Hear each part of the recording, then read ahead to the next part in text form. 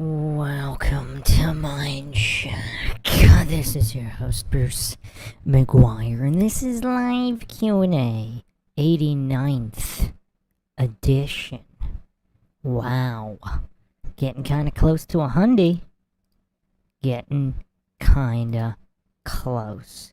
Anything goes here, so I will let the Mindshock listeners in the chat dictate where we were going. Do a quick follow up on the aftermath of the Andrew Wilson-Candace Owens debate and the outright goofery that has been running rampant on the interwebs. So many goofs, so little time, and we do it all in typical Mindshock fashion with logic and reason at the forefront, attempting not to fall for any logical fallacies, unlike everything else out there in the mainstream and otherwise. If you want to help support the channel, you could donate to our PayPal. Check the link in the description. Make sure you're subscribed, like, and share. Twitter, Facebook, Reddit, and Patreon. Patrons do get priority for case topological analysis, co-podcast, or requests. You could also be a guest in the podcast depending on your tier.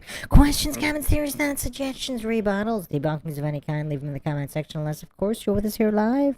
Then drop them in the live chat. That's what these lives are for. You could also become a YouTube member right here on YouTube. Help support the channel that way. So what has everybody been up to recently? Welcome Justin Johnson, Austin MP. Austin MP says, I've been up 29 hours. I don't know how much longer I'll make it. Get some sleep, man. Get some sleep. I don't think anybody will break my record. I don't even want to say what it is because it is so incredibly unhealthy. But it's double-digit days. That's all I will say there. Get your sleep, people. It is important. Welcome, Puppet Master 134. Wow, okay.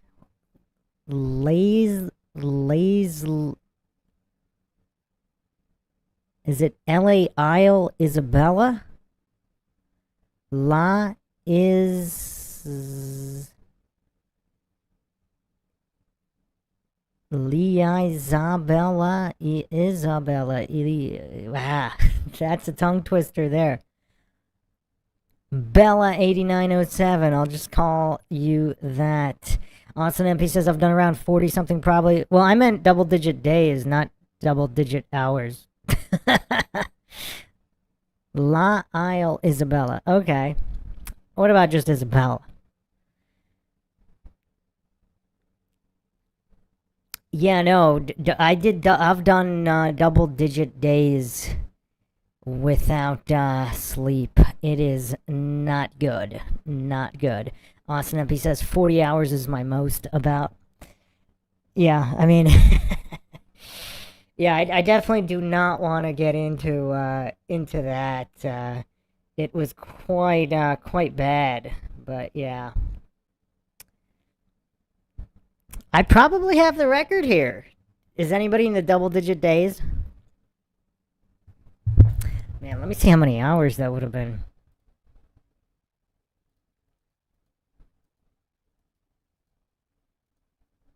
Wow.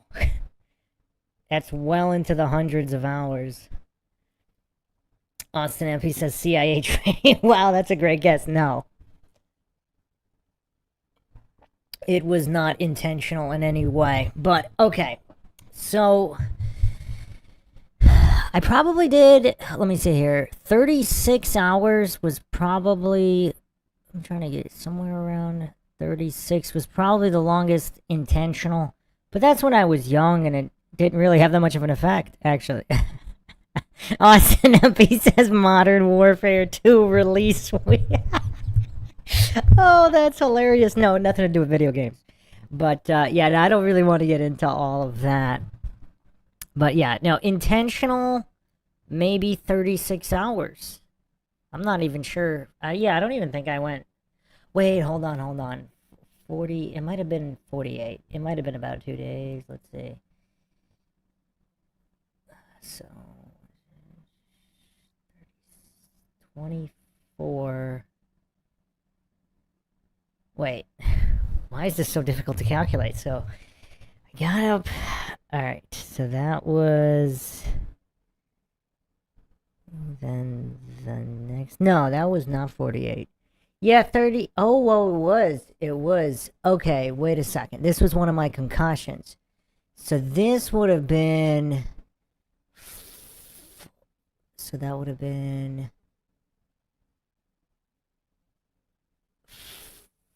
48. Yeah, so approximately 48 hours. Yeah, but that wasn't really intentional either. Okay, and then I did well into the hundreds of hours totally unintentionally. Austin Epi says I don't want to miss UFC at 5 p.m. or now Mindshock Live. Well, at least get a power nap, man. At least do that. I don't know how old you are, but the older you are, the more dangerous it is to not get sleep. Welcome, Franklin Loza Peredo. Austin FC said double-digit days is Russian expletive.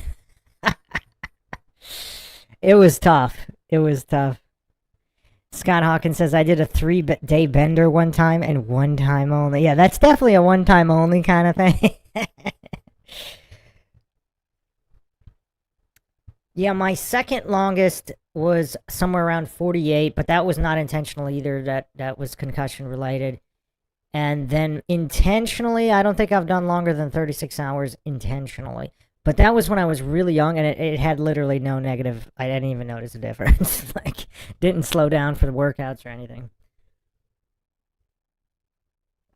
Austin MP says, I'll sleep 14 hours if I go to sleep right now. Man, that sounds wonderful. I can't remember the last time I got 14 hours of sleep. Actually, I'm not sure I ever got 14 hours of sleep in my life. Definitely gone 12, maybe, yeah, 12, maybe a little over 12 in recovering from extreme things. But okay, so let's watch let's watch this Owen Benjamin piece here. This is pretty funny.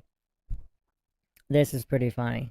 Okay, Andrew Wilson is here. He took a beating from Candace Owens, got humiliated. What's your take, big guy? How did it feel on your end? Andrew, what is your epistemic grounding for that assertion? Oh, that you got humiliated? Well, everybody just saw it, buddy. It was pretty obvious. You keep stating that as a self-evident truth without any positive evidence, that I humiliated myself. So I've again given my thoughts on this, that it's a humiliation ritual.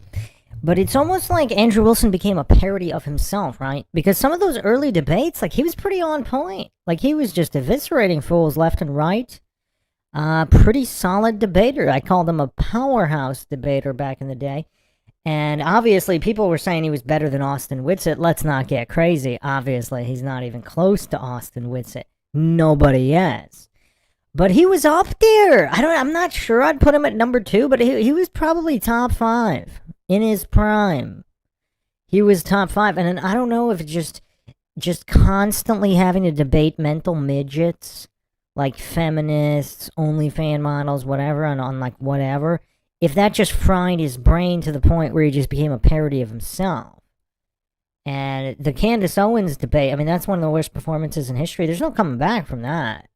I mean, Andrew Wilson's completely over. It's completely over. The Ant One says, will you cover Hayden Panettiere's? I don't know how to pronounce her last name for the life of me, man. Hayden Panettiere. Is it Panettiere or Panettiere? Or Panettiere? Is it Francais? Death, there's a lot of oddities there. There is a lot of oddities. And you know what? Why don't we do that? Why don't we do that here? I haven't done a live in a while. We can go a little longer today. Why don't we actually explore that after a couple things? Christopher Allen, yeah, we'll do that at the later in this live. That's definitely, yeah, I did see that. Definitely, the timeline has a lot of issues there, as well as a lot of the Holly weirdness.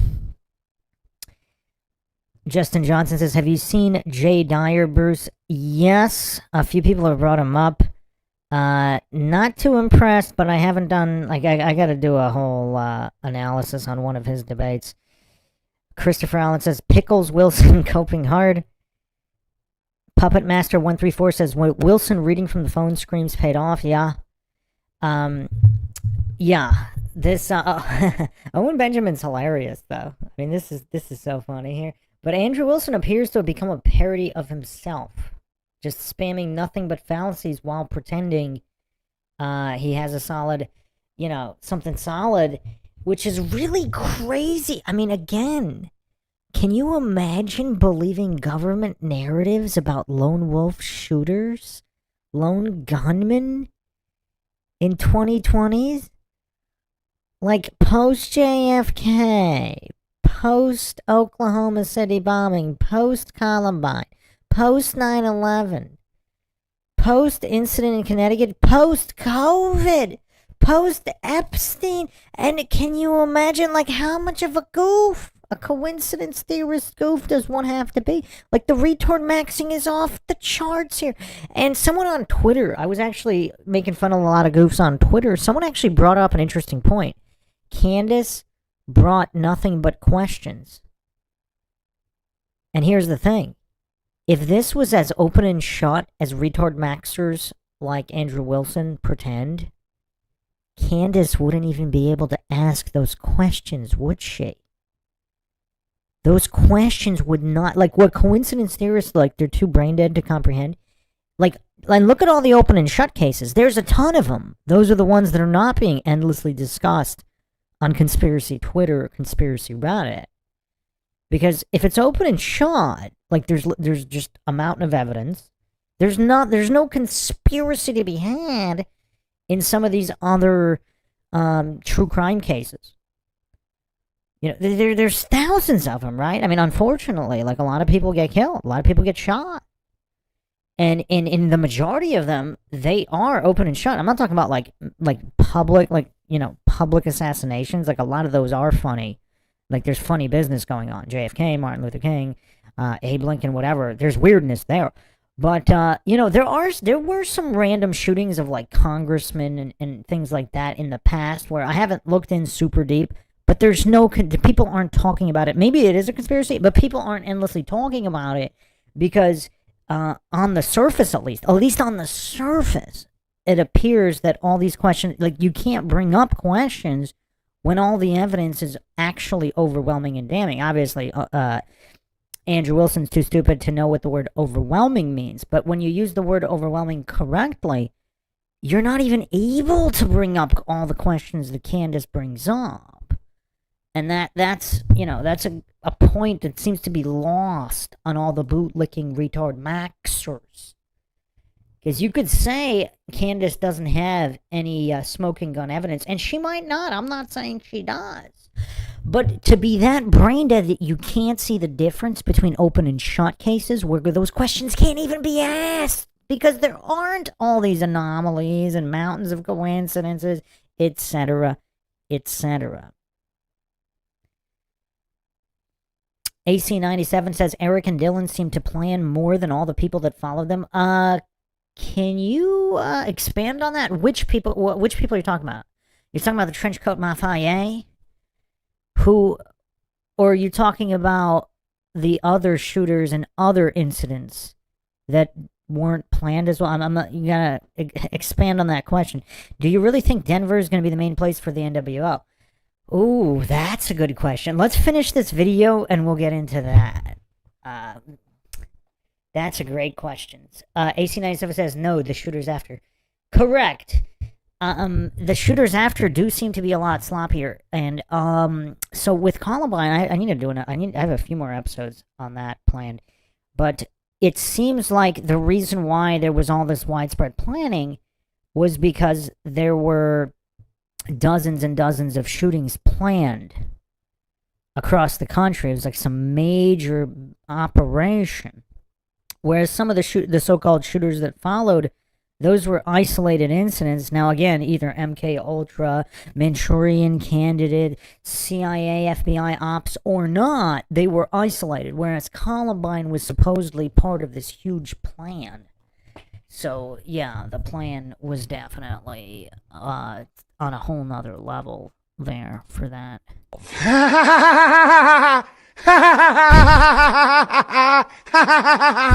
Dude, she crushed you. But under your worldview, you have zero epistemic foundation to ground on objective moral truth. You're simply borrowing Christian capital to justify a secular preference. You got humiliated and crushed. Dude, what are you laughing at? All she did was incoherent babble and grimble. Grimble. I merely let her speak and make her claims and tie her down to them and let her incoherent reasoning do the legwork. What's a grimble? A grimble? It's a common paddle machine. Zero evidence, zero positive evidence, just mumbo jumbo and no nicotine patches. I think one of the major moments of the debate was when you said there was overwhelming evidence against Tyler Robinson, and then you said you were only 75% convinced. Sure. That was when things really changed. 75% convinced. This has to be one of my favorite Owen Benjamin impressions. I mean, this is fantastic. Oh, man. Like I said, it's like Andrew Wilson really became a parody of himself. And that's a whole nother, I could do a whole podcast on that. How many things become a parody of themselves over time, and is it by design? You kind of see it in a lot of genres where there's something, and then over time, it becomes parody of itself. Like, not officially, of course, but to anybody watching objectively for the sidelines. Flat Bob says, Bruce, for the 100th episode, you should totally do a face reveal on a private stream for members only. No, I don't think people could handle the chiseled features.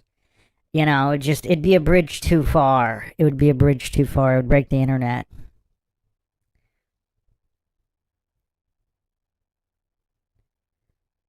Flat Bob says, I've stayed up for about 12 to 14 days once. I was strung out. I wouldn't recommend. Was that really zero sleep, though? Or was that, like, you know, small little passing out here and there?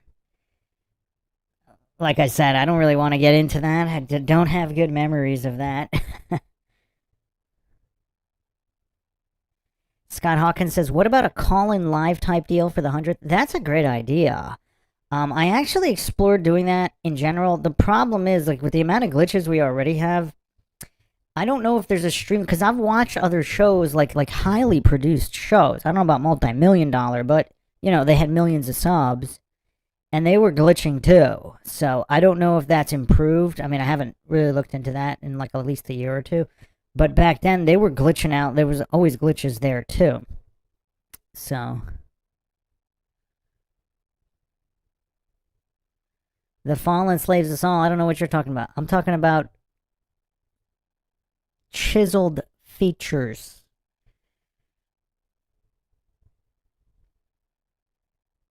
Of the visage.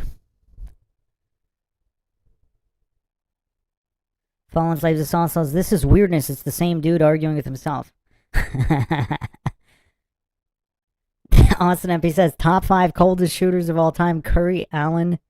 Who's Peja? Peja? Never heard of him. Reggie and Larry. Who's Peja? Peja? P-E-J-A? I've never heard of that. I've never heard of that individual.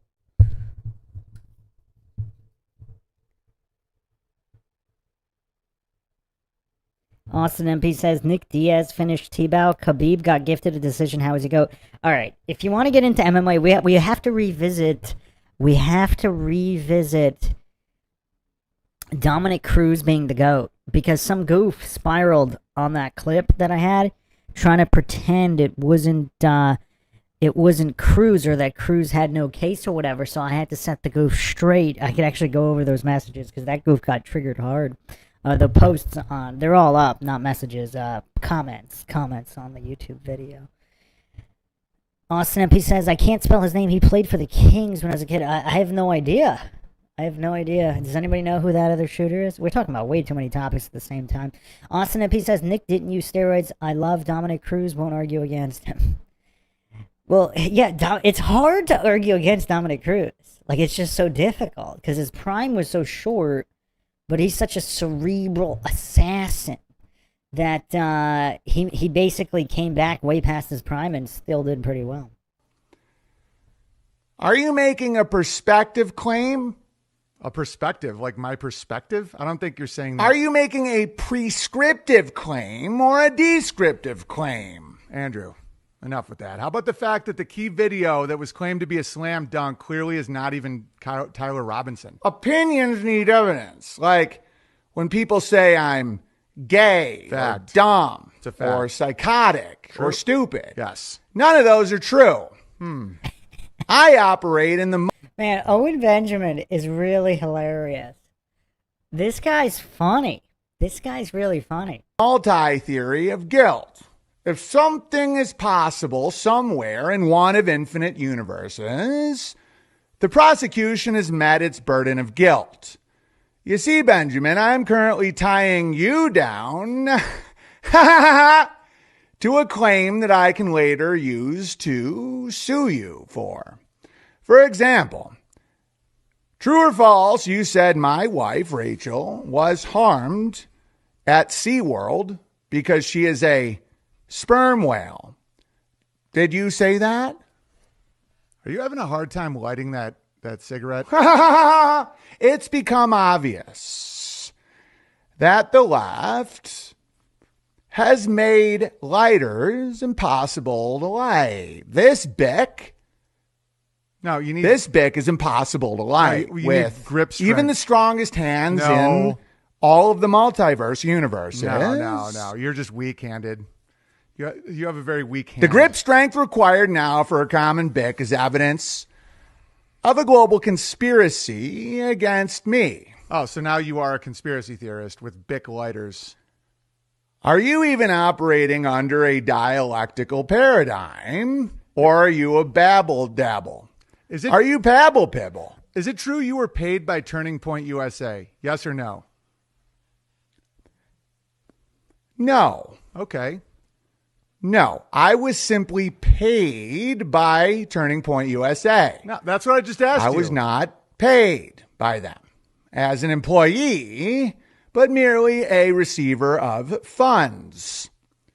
You would not understand the difference given your absurd grimble drabble babble. So you admit they paid you money? Frankly, you are, much like all the women in the world and the blacks, retarded. But they paid you money. You just admitted they paid you money. I merely taught them how to debate using lies and trickery for a rather large fee.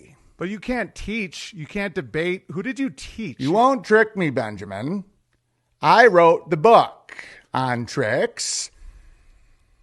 A common misconception is that someone needs people to teach in order to be called a teacher. Yes. I ran my seminar in a janitor's closet at Del Taco. Andrew.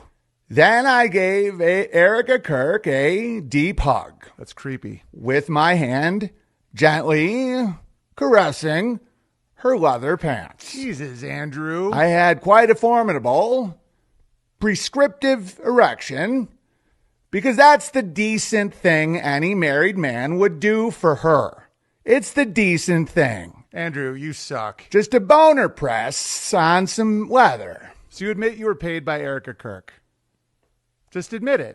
That's a category error because language itself is a social construct that cannot contain objective truth. Oh my God, Andrew. You're such a little sack of shit. Time. Oh, man. All right, hold on. I got to catch up to some of these comments, man. You guys are quick. Austin up, he says Dominic Cruz got bodied by Cody G, but Cody was the GOAT that day. Well, that was a way past his prime Dominic Cruz. So, again, got to factor that in. Welcome, Sarah Catherine. AC97 says, welcome, Troubling Tribune. Wait. Am I missing some comments here? What is going on here? AC97 says, should I get away from Denver? Justin Johnson says, I would move due to the rat race before any conspiracies. Yeah, that's tough. Where to choose to live is incredibly difficult. Who read that book, Strategic Relocation, by the CIA guy? He was on Alex Jones. I studied that book religiously at one point. Every country in the world practically mapped out, and every state and every region of every state. And yeah, it's tough. It's really tough. Because just the pros and cons of every place. Well, maybe we should do another podcast, a deep dive in the most ideal living situation geographically, politically, like all of it in the Western world. Well, maybe not limited to the West. All right, we're back. Okay, now getting more lag. Let's see. AC97 says stream is down. Okay, it's back for me now. Yeah, we lost some listeners there.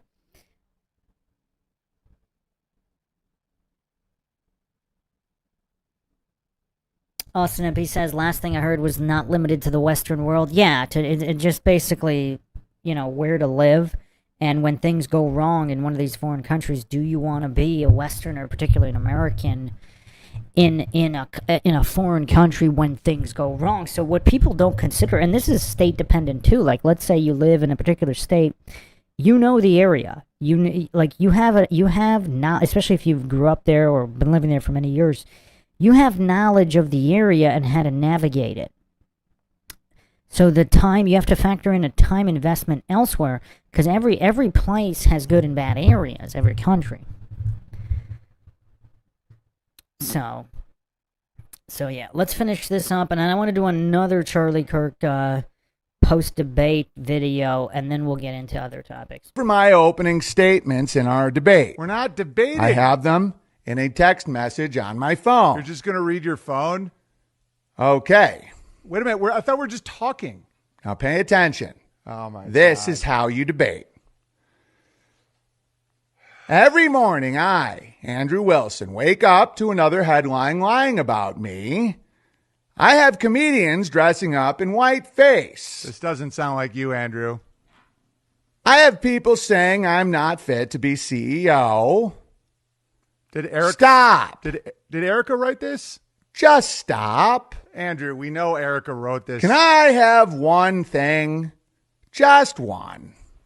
My critics have perverted the truth to the point that they motivated people to kill my husband, like Candace Owens. Andrew, what the hell are you talking about? My husband greeted me every day of the week saying the same thing. Shabbat Shalom, Daddy's home. You're not. What? What is going on here? Flat Bob says, I'm all caught up now. About that chiseled face, us members want to see it. Would anybody actually be surprised if they figured out I was a 6.5, 6'5" bodybuilder, former academic, perhaps in the Ivy League? Would anybody actually be surprised? A pro wrestling martial arts master of various different styles. The bodybuilder philosopher.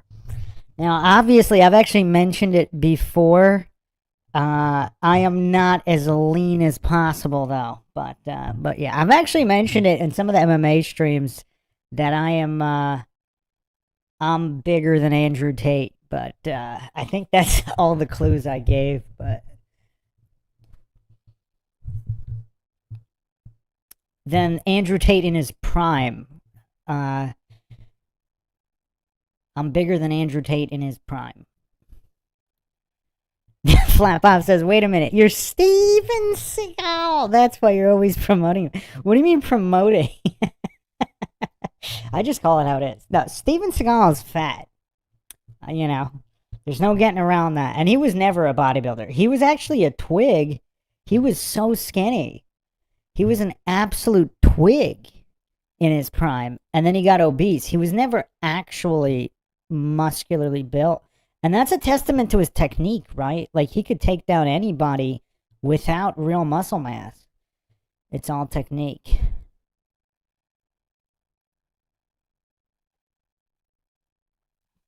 Not fooling anyone, Andrew. Even on a Wednesday. Are you even paying attention, Benjamin? Yeah, no, you're doing great, kid. Crush. That's an appeal to basic human sanity, which is a formal fallacy. Dude, just Now, if you let me continue. It seems to me that nothing will ever be enough for the evil of this world. Our country's become unrecognizable. Andrew, this is Evil will eat itself. Our Lord will confuse because he is the Lord of confusion and lies. He is the first murderer. Lord Baal, the Lord of the Flies, speaker of shadows, betrayer of the light, will rain his vengeance upon Candace Owens in her nasty little podcast. Tyler Robinson, on the other hand, is a great guy. Puppet Master says we found Seagal's burner. How do you guys know that I'm not Dolph Lundgren? I don't talk about Dolph Lundgren enough. Not only do I forgive him, our Lord Moloch of the sixth hell, the one who whispered the first lie, the breaker of hope, will reward him in Hades once his body has been harvested by the black circle during the Wicker Moon. Benjamin, are you even paying attention? Yeah, no, I'm paying attention. See, now you're conflating the map with the territory, the cook with the apron, and the idea of the thing with the thing itself. Pay attention. Dude, this is retarded. When the lies become doctrine and light is extinguished, only then will Galrock of the 11th hell reign unchecked. The maggots, Benjamin, I am a very serious debater. I am a master debater, and I was a Army sniper. No, you weren't. In the colloquial sense. That means no then. Now, if you'll excuse me, I will go try and find someone light my Bic lighter for me. Okay, Andrew. And it has nothing to do with grip strength. Nice talking to you, buddy. That was a lot of fun. I'll see you around, okay? I will comb through this interview and attempt to sue you. Okay, buddy. And I will get your goat. Go fuck yourself, Andrew. Okay, ladies and gentlemen, that was Mr. Andrew Wilson. And, man, that got weird at the end there. I mean, I think he's really into Moloch. I don't know about you guys, but I thought it was pretty obvious that he didn't write that. 150. All right, so this video is on. This is the first time that I'm seeing this this YouTuber. Let me just get his name correct here for use, obviously. This is...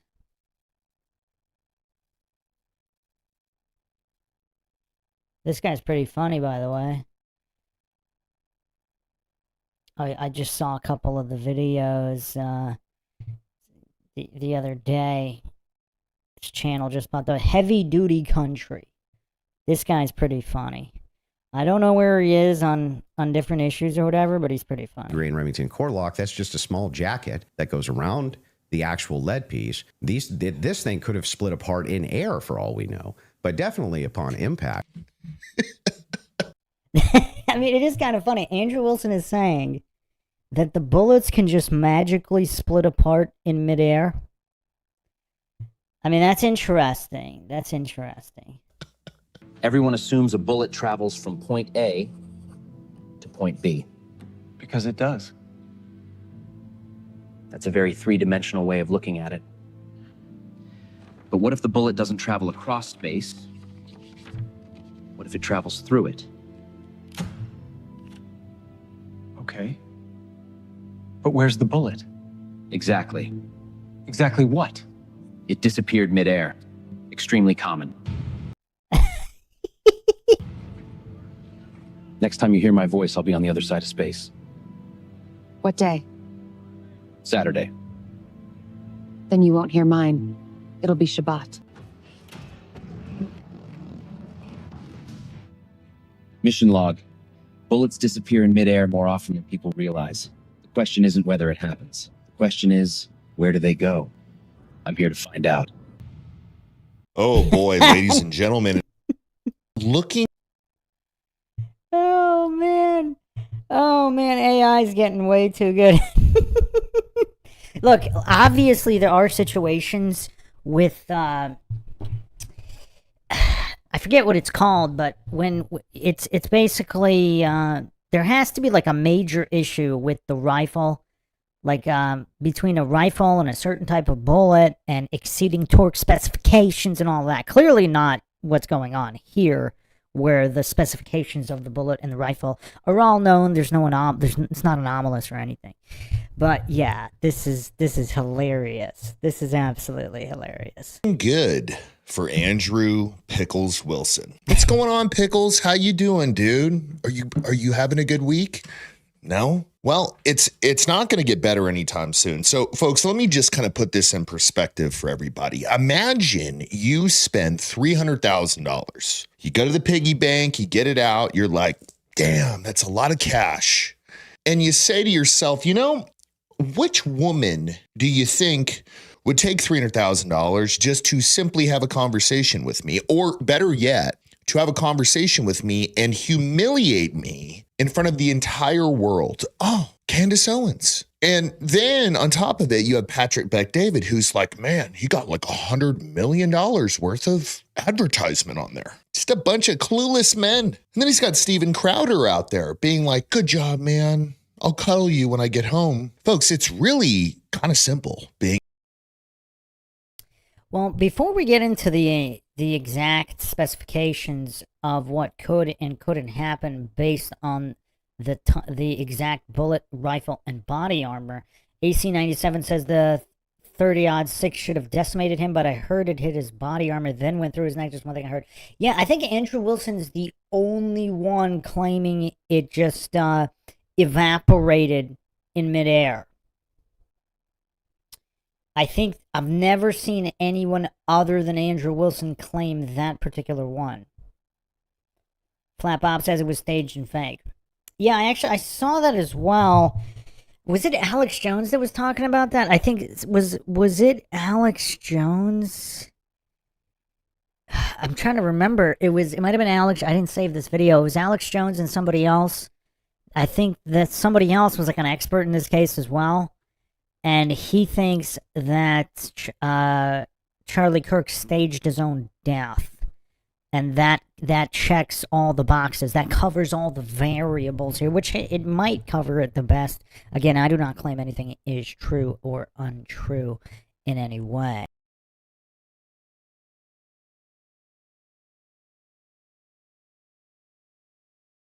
A man in 2026. Have some principles. Don't be a simp. Don't be a cuck. Have a solid relationship with God and be a little bit financially literate, I would say, so your family doesn't get in a hole, especially when you have kids. Maybe Andrew could have, I don't know, thought about that before he did this. But folks, today we're going to be debunking some claims that the master debater, Andrew Pickles Wilson, decided to very intelligently say on Candace's show. Without further ado, why don't we start with this, folks? So, unfortunately, Andrew thought it was a good idea to go up in front of the world and say some pretty dumb comments about a 30-06 and what it can do, and the fact that he even believes that a human neck could stop a 30-06. By the way, folks, he did zero testing on this. Zero. He read a couple of Army studies and thought that that was going to be good enough for this. I have seen an unedited copy of that receipt. It was not given to me from the owner. But I want to, before we get into like all the timeline stuff, I want to address what you think is evidence so we can keep this on par with what your claim is. Well, I think that that's a piece of evidence that's in dispute. And that's why I'm. Yeah, but we're trying to get to whether there's overwhelming evidence that Tyler Robinson did this. Yeah, so if you whether then use starting if you want to use the first part of that for the internal critique, we should go over the actual evidence that we feel. The first reason that I think it's compelling evidence is that Tyler Robinson's rifle was found near the crime scene. So I would consider that to be very good evidence. And also the fact of the matter is that I dispute this claim that a 30-06 could not have made this wound. I think that that's absurd. Okay, little Andrew, why don't we start with that? You think it is overwhelming evidence that his gun was found near the crime scene? Sure, absolutely. That's usually what happens when somebody shoots someone. But if you were to maybe, I don't know, move outside of your pea-sized brain and maybe go down the road of if he was set up. Do you think it would make sense that somebody would plant the rifle in the woods next to the crime scene? Because you also have to ask yourself, I know this is really high level stuff, Andrew, so we're going to kind of slow down a little bit, but you also have to ask yourself if Tyler Robinson was the actual shooter and he was diligent enough to get the gun on a U.S. campus with nobody seeing it, shoot the gun off with nobody seeing it, jump off the roof with nobody seeing it. To me, that's a pretty tight ship. So you're running this very tight ship in terms of an operation to assassinate somebody, and then your thought process is, but let me dump the gun in the woods right next to where I just completed this high level operation. Oh man, I mean, you know, it never ceases to amaze me. Bootlicker cope, status bootlicker cope. It's like these status bootlickers. It's not just that they have to believe the narrative, like Tyler Robinson shot Charlie Kirk. It's not just that. They have to defend every single piece of the narrative. Whatever they saw in the idiot box. Like every piece of the narrative they have to, on blind faith alone, because it's part of their cult. Their status cult is bootlickers. They still don't understand. Post JFK, post Oklahoma City, post Columbine, post 9/11, post incident in Connecticut, post COVID, post Epstein. They still believe every aspect of a government narrative about a lone gunman, no less. Like, imagine being this brain dead. Like, they don't even have the intellectual wherewithal to say, okay, wait a second, Tyler Robinson could have still shot Charlie Kirk, but yes, the official narrative is wrong about point A, point B, point C. They're too much of a cultist. They're too. It's so crazy, right? The cult has to follow every aspect of the narrative, not just the conclusion. Franklin Loza Paredes says a lot of mental gymnastics. Justin Johnson says every mainstream story is a psyop. 9/11, Boston. Oh yeah, I forgot about Boston. Man, I got to do a video on the Boston Marathon. Wow. People don't talk about that anymore, do they? Yeah, at Las Vegas, yeah, the Las Vegas incident. I do have a podcast on that. People don't really talk about the Boston and Las Vegas anymore. They still talk about the other ones. Like even Oklahoma City, people still, not a lot, but people still talk about it. Pulse nightclub. Well, yeah, that's a crazy one. I watched a few videos on that one. That one kind of disappeared from the mainstream narratives as well. Yeah. Azarel Steele says Dan's great.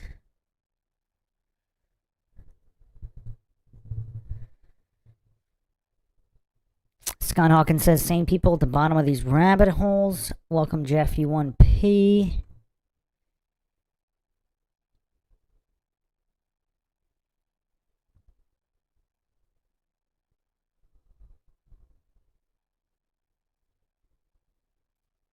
And that all tracks for you. Okay. So, folks, something that a lot of people are prepared for, or they think they are, but when it comes time to defend themselves after, they aren't.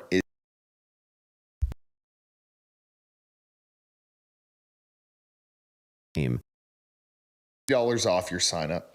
There's going to be a link and code below the video. Go make sure your freedom is protected. Well, let's hear what he has to say about the 30-06. This is going to be fun. And also the fact of the matter is that I dispute this claim that a 30-06 could not have made this wound. I think that that's absurd. 150 grain Remington core lock absolutely could shatter when it hits the neck of any human being. When you say that there's some steel neck and it's a smaller caliber, you have to make a counter explanation. Why wouldn't a smaller caliber also go through bone? It could. I didn't say it can't. Right, exactly. So if that's the case, then ammunition is going to be the critical key here. And if we have frangible ammunition, which we do in this case, a flex tip round, well, I'm sorry, not a flex tip, a soft point round from 100. Oh boy, Andrew, really don't know what the hell you're doing here, buddy. The ammunition you just rattled off, acting like a master gunsmith, which we all know that you are not now, is not frangible. It literally says it on the box. It is meant to penetrate and expand to create a big wound cavity. We're talking about big game hunting here, buddy. Let him finish though. 150 grain Remington core lock, that's just a small jacket that goes around the actual lead piece. This thing could have split apart in air for all we know, but definitely upon impact. Folks, can we... It could have split apart in midair. It's magic. What were people calling it when they said, oh, Charlie Kirk was shot by a 30-06 and his vertebrae in his neck stopped it? It was a magic bullet. Andrew here has came up with a new meaning of a magic bullet. It can just go poof in the air. See, you have to kind of wonder. You have to wonder how much of a humiliation, like, how does this humiliation ritual work? Is this just an overall framework and they let Andrew Wilson bury himself? Because let's not fall for false dichotomies here.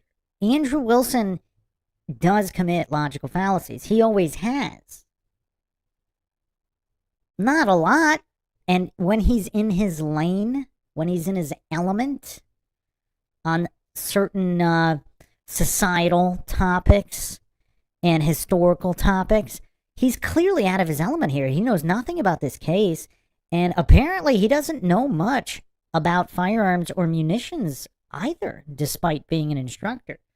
He also, we went over his lies about possibly being in the army, but then he claimed he wasn't. Just, yeah, this guy seems incredibly dishonest. And a lot of goofery, but in his element, when he's in his lane, he does debate pretty well, but he's clearly out of his lane here. Justin John says, the bullet that was never shot was definitely a 30-06, trustmebro.org. Oh, imagine trusting the government in the 2020s. It's crazy. It's crazy. AC97, did you ever do any incident in Connecticut stuff on BitChute? I'm assuming that's what you mean by SH. I did one episode on here, a kind of a curated overview episode on YouTube here. I do have a presentation, like a long deep dive. Obviously not for YouTube, but I didn't do it yet.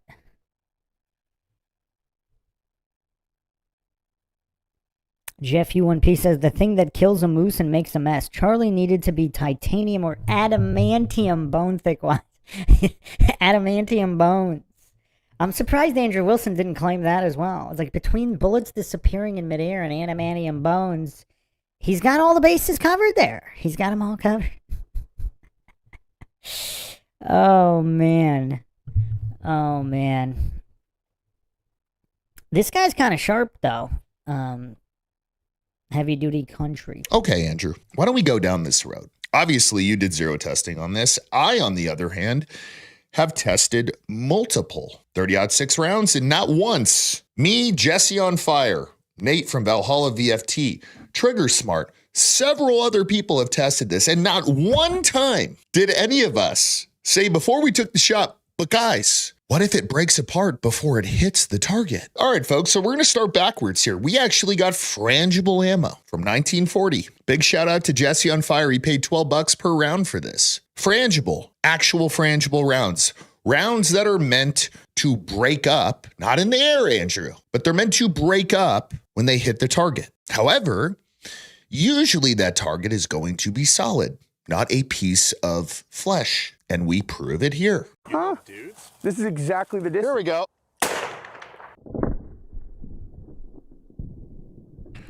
So that is a giant turkey. It went straight through it, and then it went straight through a cinder block behind it, and then it kept going. Frangible 30-06 rounds from 140 yards away. We did another test.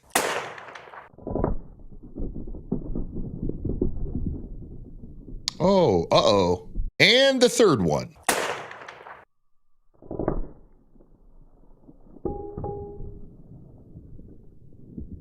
Straight through cow femur. Dang, man, I guess it just forgot to break up in the middle of the air that day, or break up when it hit cow fever, not go straight through it. It forgot to break up in midair. Now that's got to be, I don't know, was that part of the script, Andrew? Was that part of Andrew Wilson's humiliation ritual? Like, were there certain lines that he had to deliver as part of the ritual, including that one, whereas bullets just magically break up in midair? I mean, that's got to be one of the craziest. I mean, wow. That's just wow. Now, should we see what an actual 30-06 round does, Andrew? Aren't you curious? Because, they could break up in the middle of the air. It's like magic. Holy shit, dude. This is exhausting. If there was one thing that Andrew can learn from this, it's a saying out there. You cannot teach a man something that he thinks he already knows. I forget who said it, but my God, it is one of the best quotes out there. Have a little humility, bud. We're teaching you stuff here. Not that anybody really needed to be taught this. It's pretty simple. What's up, folks? This is Jesse, my little brother. What's up, guys? That's always the best part of this. Alrighty, Andrew, let's see if it splits up in the air, and let's see if a big-ass pork ass, 2 of them, and a cinder block can stop a regular 30-06 round.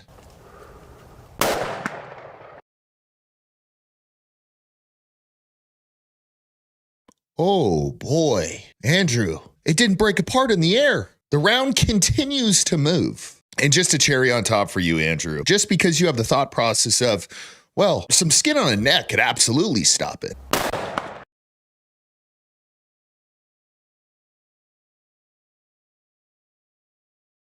It went straight through 1/4 inch steel and through the pork behind it. And guys, guess who this is? This is Steven Crowder, the guy that is, I don't know, simping for Andrew now. It's kind of a simp fest. Andrew is simping for everybody who is calling him out at this point. All of his people are simping for me because they just don't know how to come at me. And now Steven Crowder is simping for Andrew Wilson because they both are super not fond of women. And most people are going to think this is AI, but no, he actually dressed up like this. Look, folks, I know some stuff's funny. I have fun all the time, but you couldn't pay me. I'm trying to think of the number. You couldn't pay me $100 million to dress up like this and put it on the internet. And he's got the lipstick going. And folks, why don't we finish off with this? Everyone knows that a good buddy of mine is Valhalla VFT. We're actually going to start doing a weekly show. It's most likely going to be Sunday evening where we do a live show, but it looks like Andrew Pickles Wilson is definitely being put in the stolen valor category along with his wife. And folks, if you have not seen this video, I recommend you go over to Nate's channel after this and watch it because it is gold. Command, 2 kilometers from insertion. Target, Candace Owens. Primary mission, protect the widow at all cost. I am the colloquial sniper. Call sign Pickles, going dark. But first things first, what we're all here for, yes, we got to talk about his Army service records. Yes, and like I said, one of the most impressive storied careers I have ever seen in my life. So we're not going to waste any time. We're going to pull those up for you right now and show just how amazing that is. And, oh, there is none.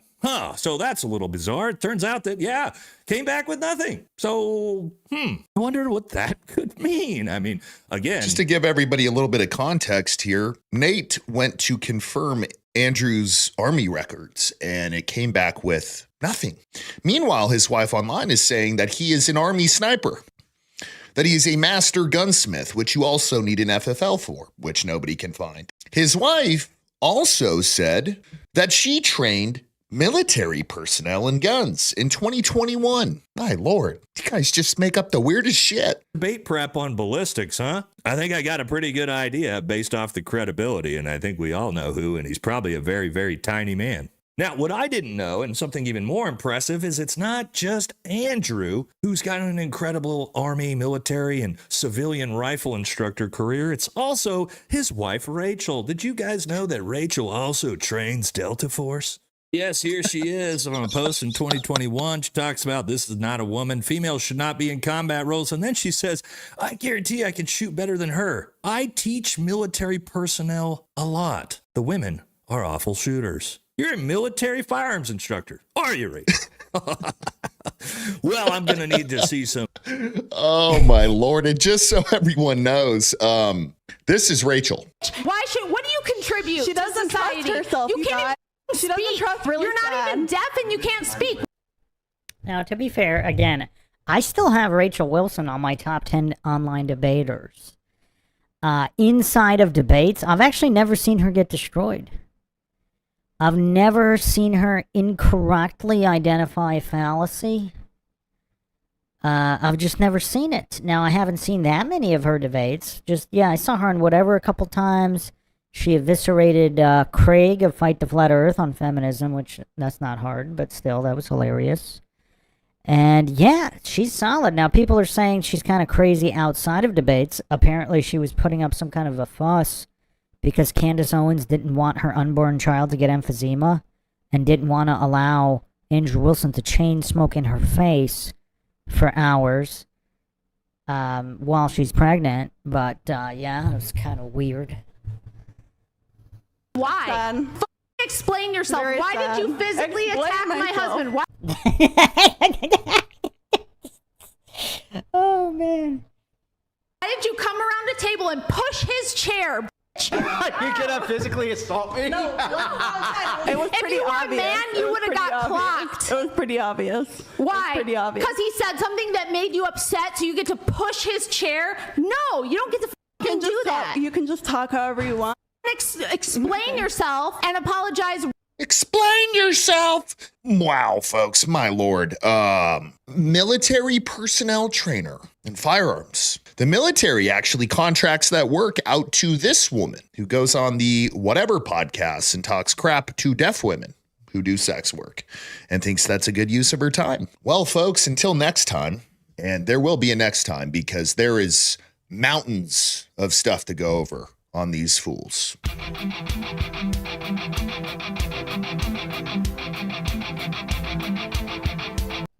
So, very interesting video. This guy's clearly knowledgeable about a lot of things. All right, where are we going next? Are we going over Hayden?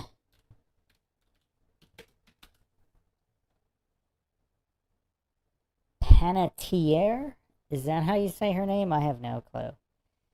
So, died at age 36.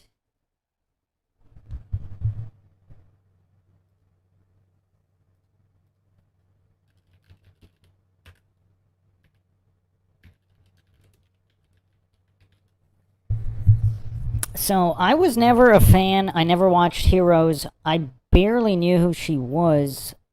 She was in some movie. I'm sure I've seen some movie. She was in some movie. Oh, Scream 6. Yeah, she was in Scream 6. So, there's definitely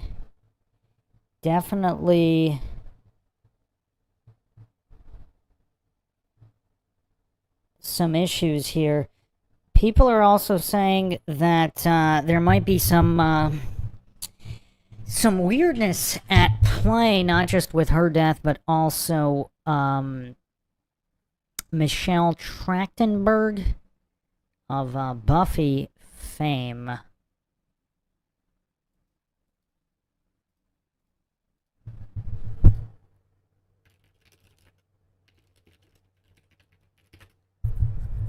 I still need to do a podcast on Brittany Murphy, because there's a lot there, too.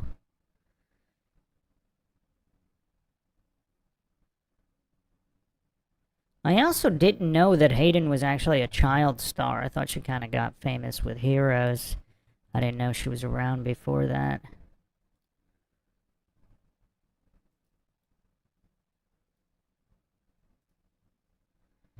But, yeah, let's just look at a couple things real quick.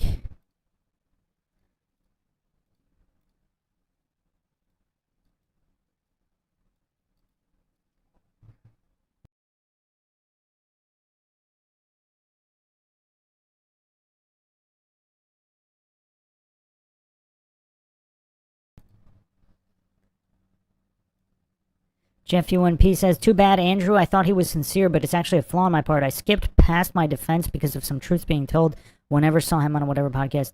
Yeah, in his element. I mean, when he's in his element, when he's in his own lane, he's actually a good debater. But I don't know if he just went completely insane on having to deal with too many feminists and OnlyFans models for like 7-hour debates. I mean, I don't know how he did that. I don't know how. Perhaps the toll was taken. All right, so Jeff UNP says, born eclipse, died eclipse.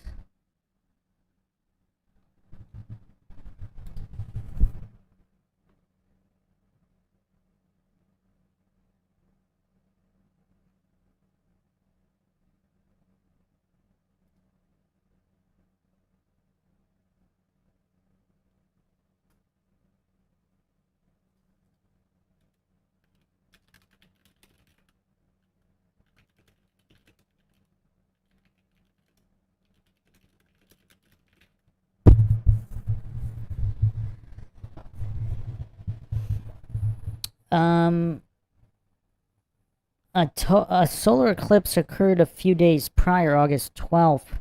She died August 16th.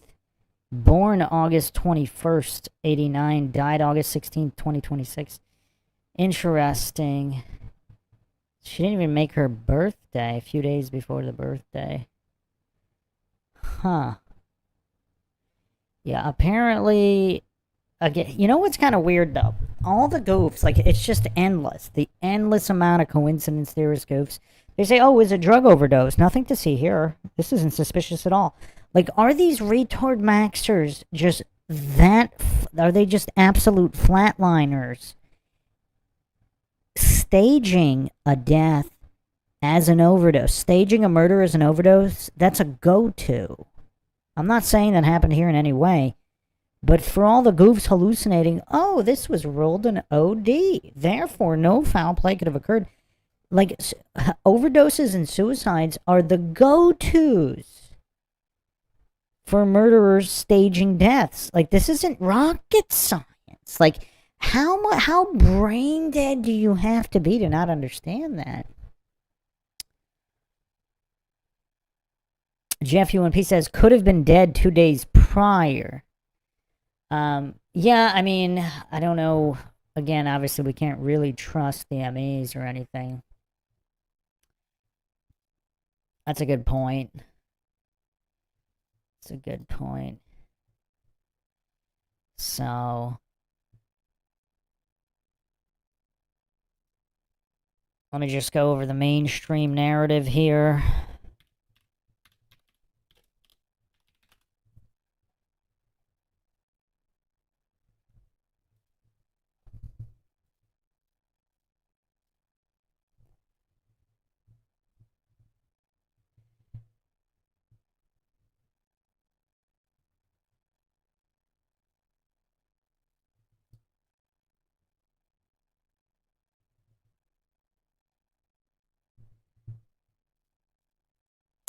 Wow, this is so slow. Anne Hesh, we went over her a little bit, but you know what else is kind of weird? I just have to add this here for the retard maxers, the coincidence theorists, who think, oh, well, Anne Hesh, Chris Cornell, Chester Bennington, because the rumor was they were working on some kind of trafficking Hollywood expose. And all the retard maxer coincidence theorists say, no, they weren't. It's not listed on IMDb. Like, how brain dead do you have to be to realize that if they were actually working on something, they wanted to keep it on the down low because they thought it could be dangerous, depending on the people involved? Like, this isn't rocket science. Again, like, it requires a very basic logical comprehension level to understand that if they were keeping it under wraps for safety purposes, they could have been. I mean, do all the coincidence theorists just expect everybody to announce everything instantly, especially if there's danger involved? Like, we're talking. I mean, it's just, it never ceases to amaze me. Like, coincidence theorist mental disability, just the mental deficiency, is pretty incredible.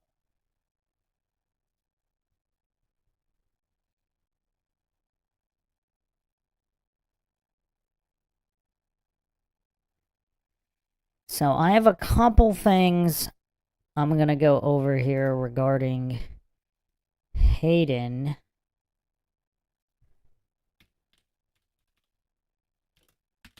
Got a lot of lag going on, but okay.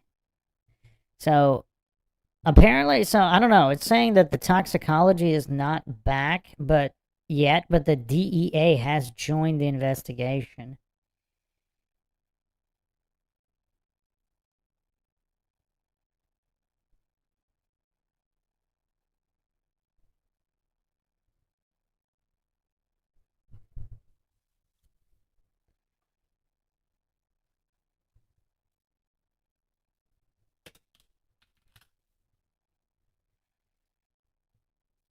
So let's just do a quick overview here.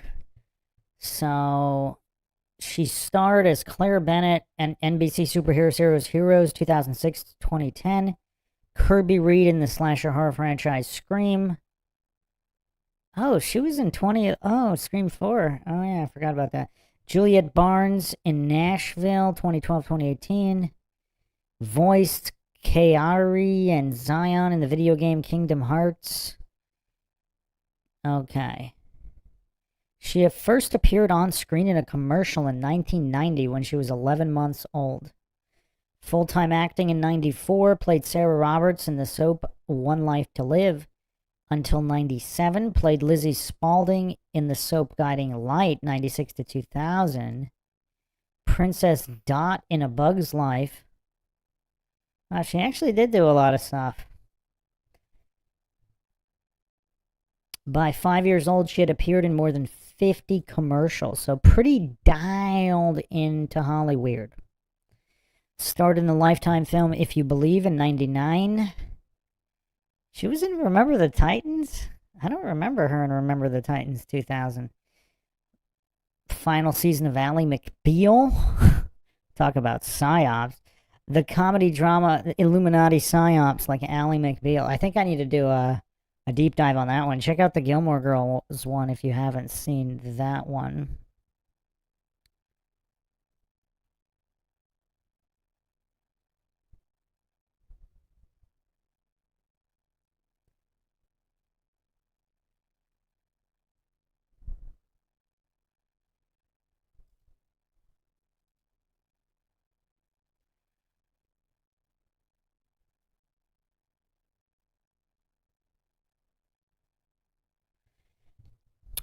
She was in Amanda Knox, Murder on Trial in Italy, 2011. She played Amanda Knox? Interesting. Don't even remember that. I did cover the Amanda Knox case on Mindshock. You can check that out if you haven't checked that out.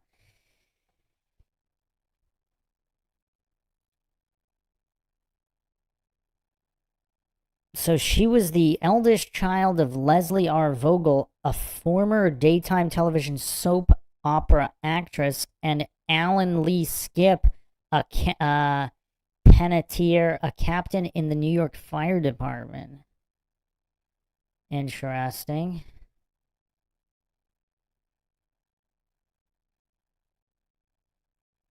Huh.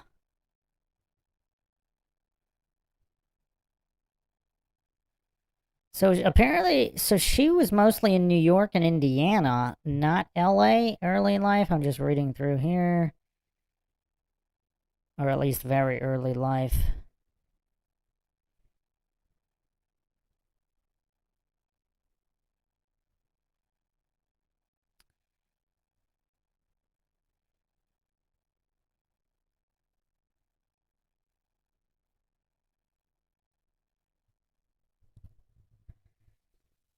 In 2007, she became an official supporter of the Ronald McDonald House Charities. Wow. And there are some deep conspiracies there. I'm not going to do an aside on that right now. She was a member of its celebrity board. Okay.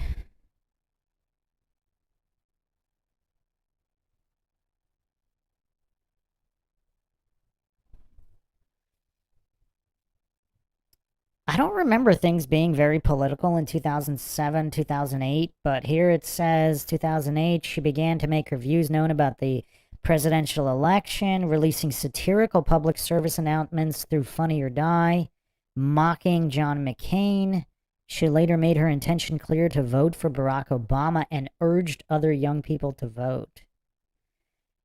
Panettiere had long supported the District of Columbia statehood movement. Wow, so she's been involved in politics since 07-08? That's interesting. In 08, she appeared in a public service announcements with D.C.'s shadow senator, Paul Strauss.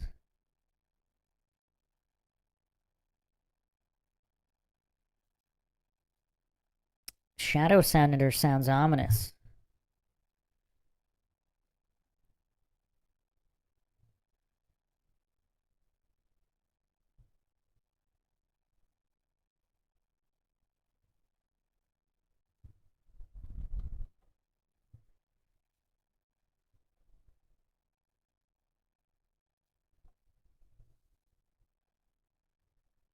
So she appeared in a public service announcement with D.C. Shadow Senator Paul Strauss endorsing voting rights for Washington, D.C. In 2011, D.C. Mayor Vincent Gray acknowledged Panettiere's advocacy for securing full representation in U.S. Congress for D.C. residents by naming a day in her honor. What? She has a Hayden Panettiere Day? At the ceremony, Panettiere said it is an unfathomable fact. It's taxation without representation in D.C., and there's no democracy in our democracy at the heart of it. What? She participated in Strauss's 51 Stars campaign, which aimed to get 51 celebrities to endorse making Washington, D.C. the 51st state. What is she talking about, though? D.C. residents can vote. Like, what is... What? Is this just typical Democrat retardation? I don't understand. Taxation without representation. Like, D.C. residents are taxed and they can vote.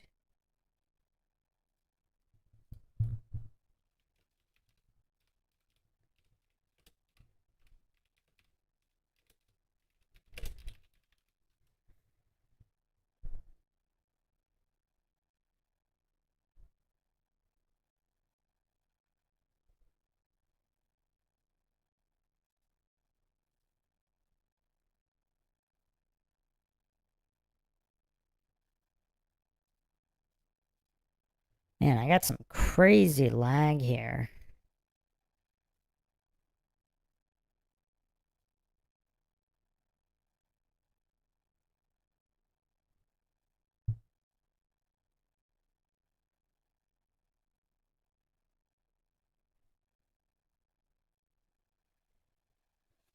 So I guess the issue is DC residents don't have representation in the Senate. So they vote for their local elections, which of course is voting. So they can vote for policies and etc. And of course the US president. But yeah, so... But I mean, they elect their own mayor and city council. So how is it... It's kind of weird, right? Like, how is it they're taxed and they vote for the mayor, the city council, for all the policies, laws, etc. So how is that not democracy? Okay.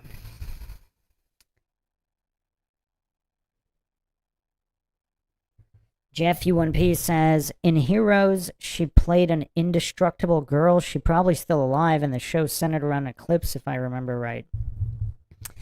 I think I only saw the first episode, and not at the time. I probably saw it like last year. I think I maybe watched the first episode, and it wasn't very good. I didn't keep watching. Yeah, I don't know why that show was so popular. I never understood that. Maybe that's just me. Okay, so she was a teen ambassador for Candy's Foundation mission to prevent teen pregnancy. May 6, 2009, she participated in a town hall meeting in Midtown Manhattan alongside Bristol Palin.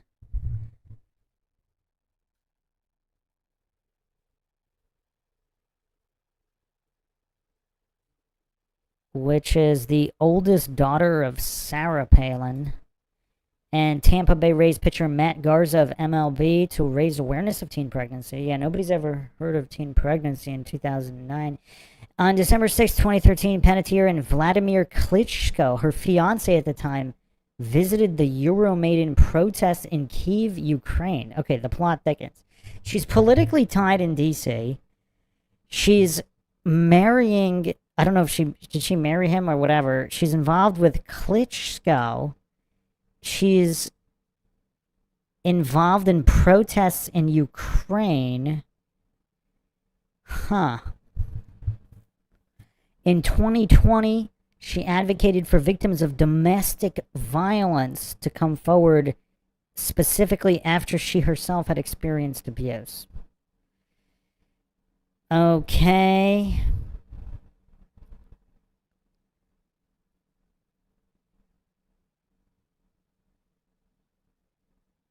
Two weeks before her death, she participated in a paid advertising campaign to protest against marine mammals being held in captivity in marine parks, including SeaWorld. I could definitely get on board with that.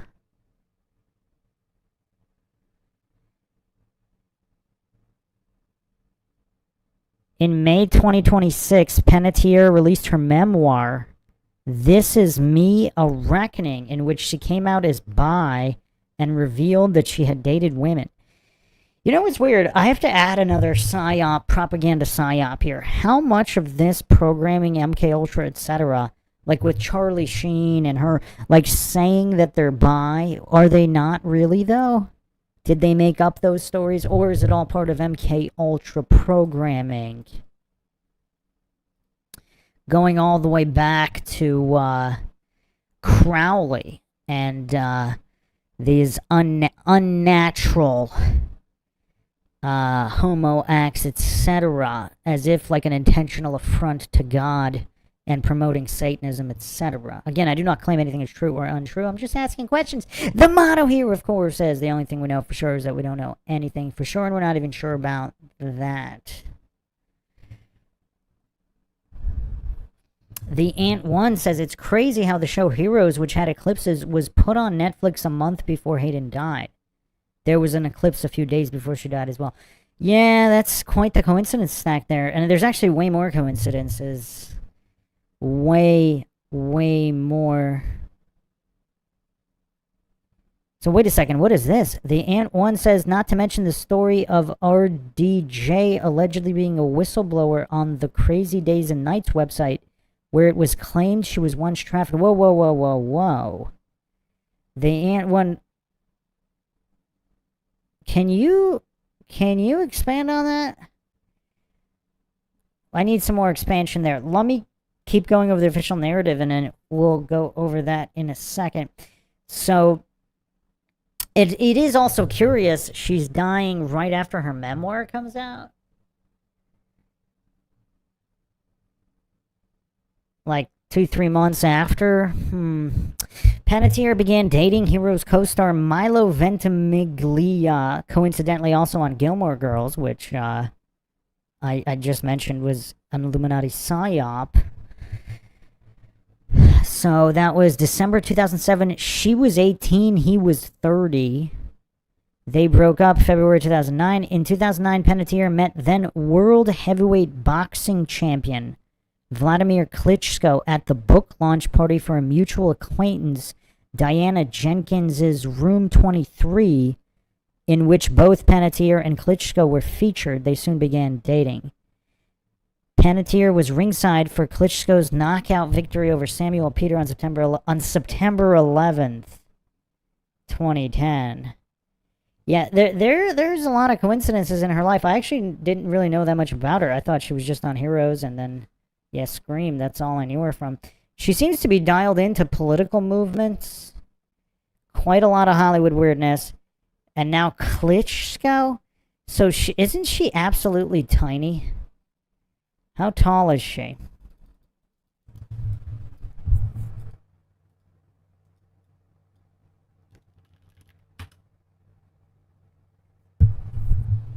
So she's 5 foot and 1/4 inch.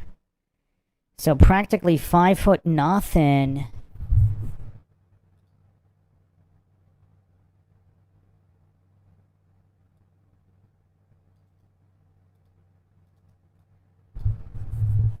So Klitschko is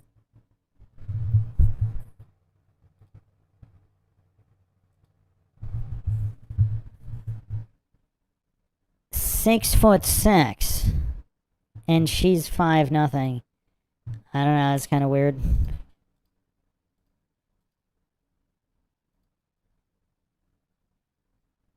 Kind of weird.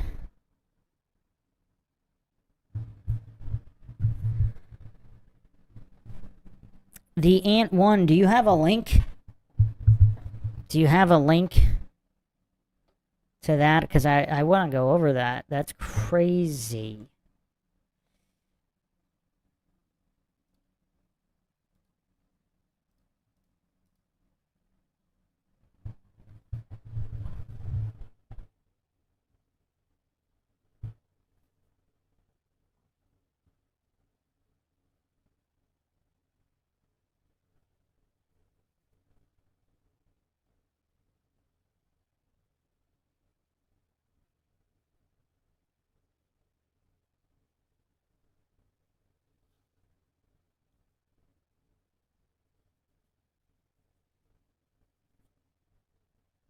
So her final film is Sleepwalker 2026, which came out January 9th, 2026.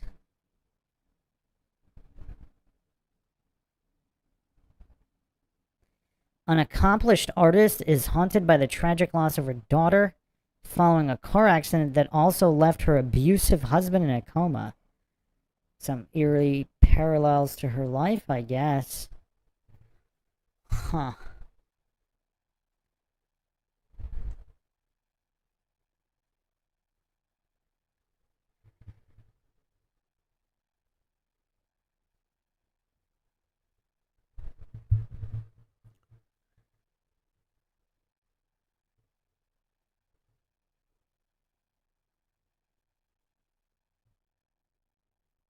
So she had a kid 2014. Postpartum depression.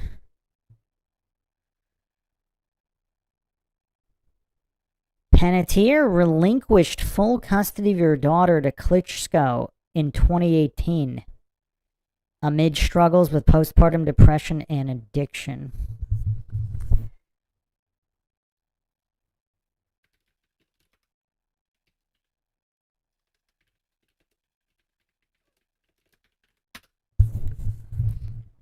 So she would have been 28 to 29.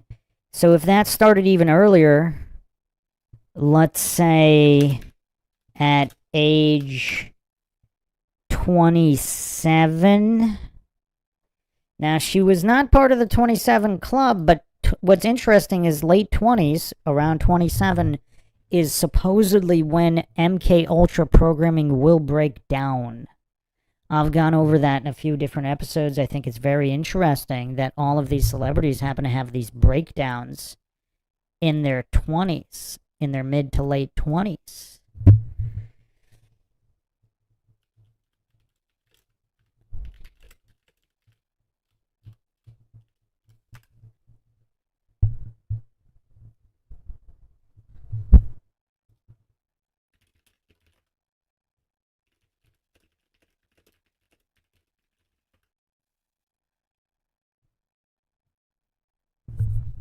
Britney Spears was actually 25 when she had her breakdown, the public breakdown.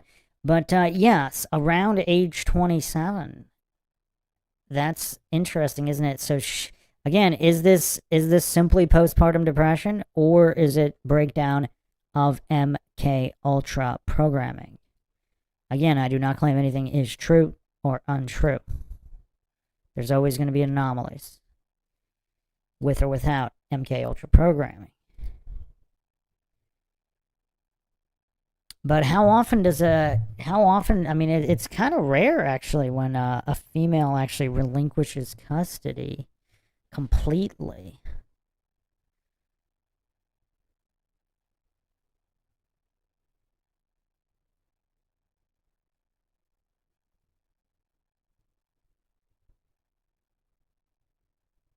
Panettiere died in an apartment in Greenville, South Carolina, August 16th, 2026, aged 36. She was found unresponsive after cardiac arrest. First responders pronounced her dead at 2:32 p.m.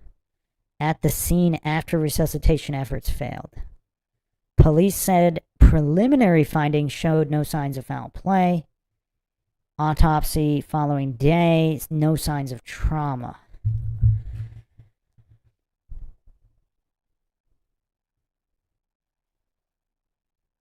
Okay, so let's get to some of the more weird stuff. So CNN reported August 18, 2026, Hayden Panettiere's boyfriend and his brother called 911 from the apartment where she died, police report says.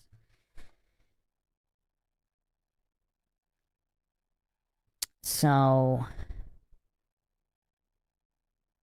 the brothers, Brian, Zach Hickerson, they said they called 911.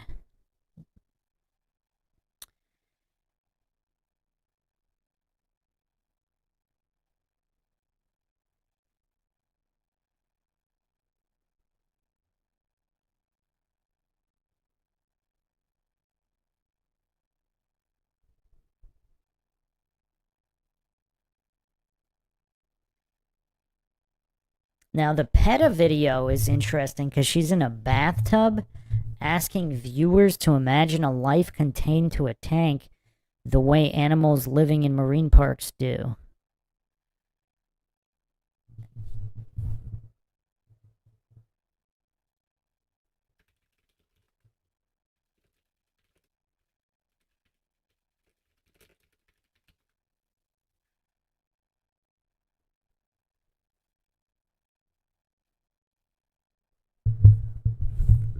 Now, apparently she was found on a bed, but in the video she's in a bathtub, which is actually common for people to be found dead in.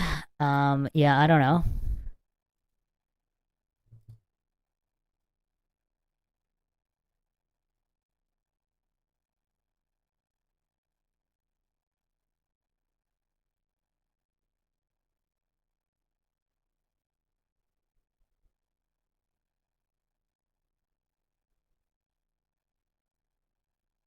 Panettiere had spoken publicly about the pain of losing her brother.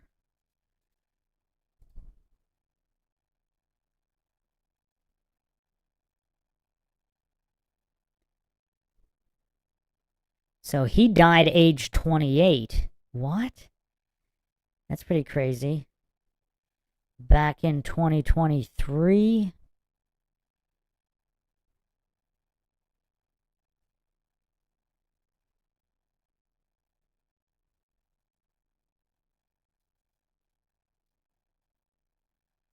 An enlarged heart. And he was also a child actor. Wow, that must be terrible for their parents.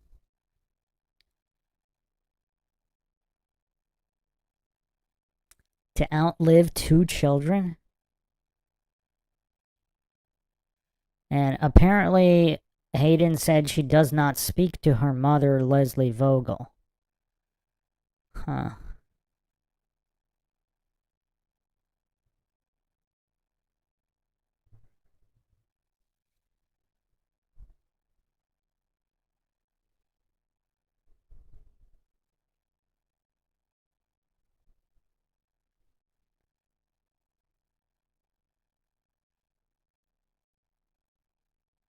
Yeah, there's a lot going on here. This is pretty weird.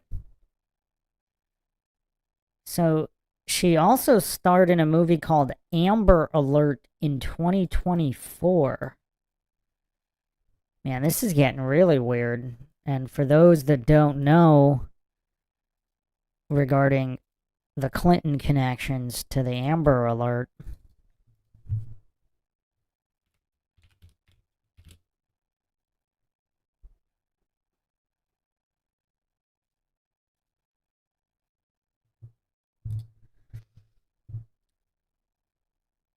so Laura Silsby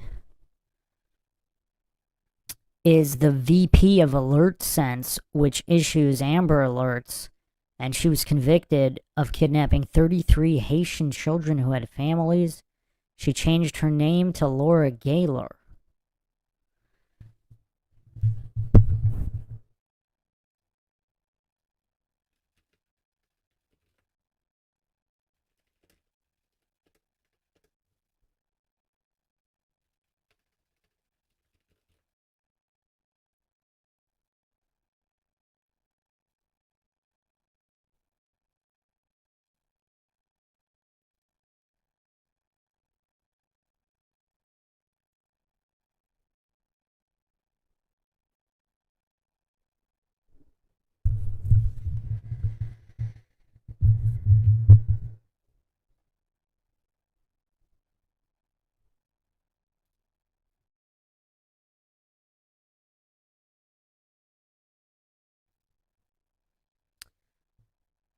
The Ant One says, I wonder if Aiden's interview from 3 months ago when she described her friend was Diana who placed Hayden into bed with a very famous actor on a boat when she was 18. Wait, what? Diana Jenkins? Yeah, I didn't even get to that story yet. We got a lot to go over here. I mean, you really opened up a can of worms here. So, Diana Jenkins, room 23. Yeah, that would be crazy.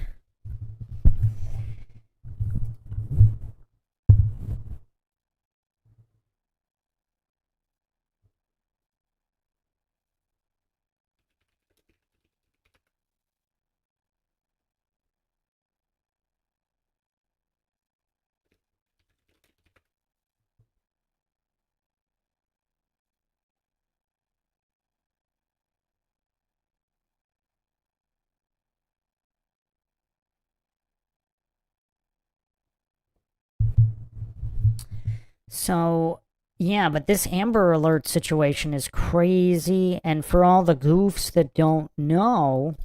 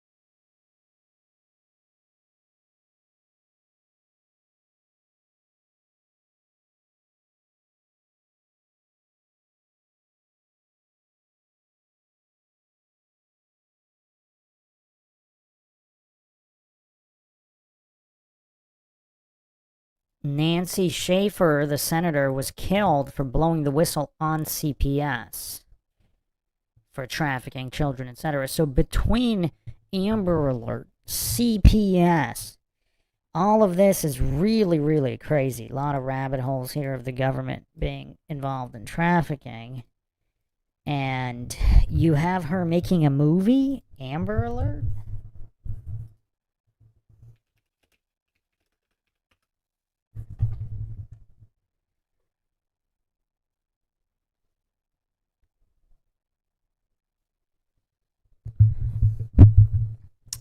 And apparently this is some kind of thriller.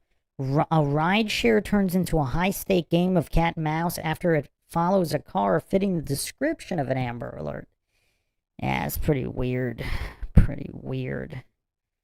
I mean, there's a lot of coincidences here. Very, very weird.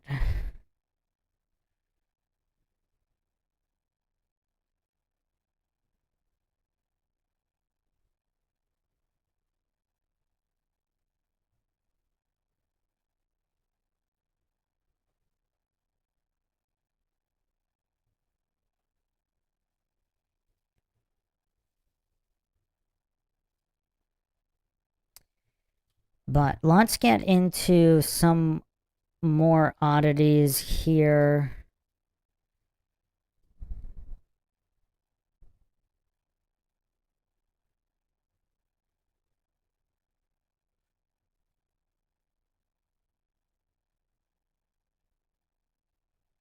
So this is Brian Hickerson, her boyfriend.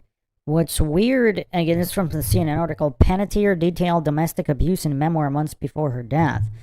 In a candid memoir published less than 3 months before her death, Panettiere detailed the evolution of a once exciting new relationship that quickly escalated into years of domestic violence by a man she referred to only as Brian.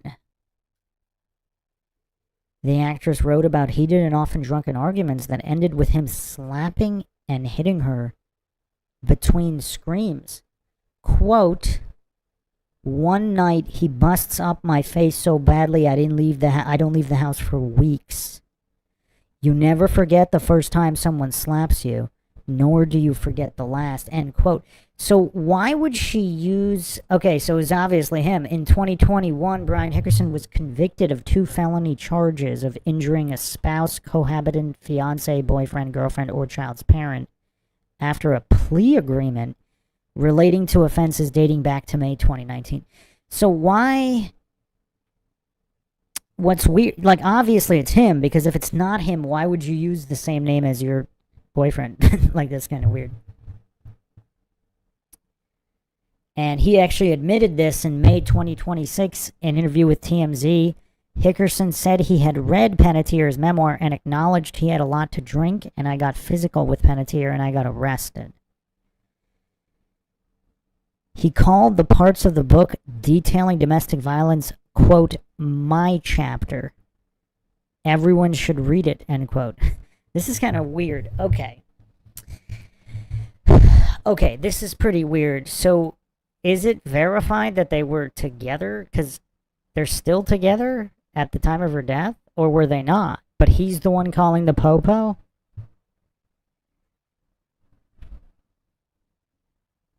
Huh. What does everybody make of that?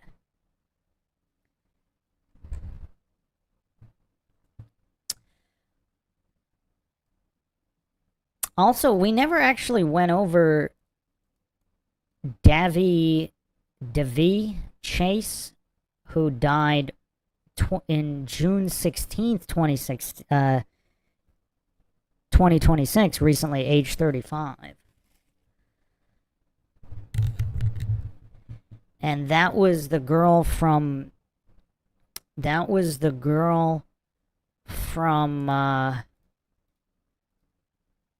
The Ring, who Ashton Kutcher and P. Diddy practically harassed and joked about going to their party at an award show. We actually went over that on the Kutcher P. Diddy episode. I could play the clip here. It's pretty disgusting.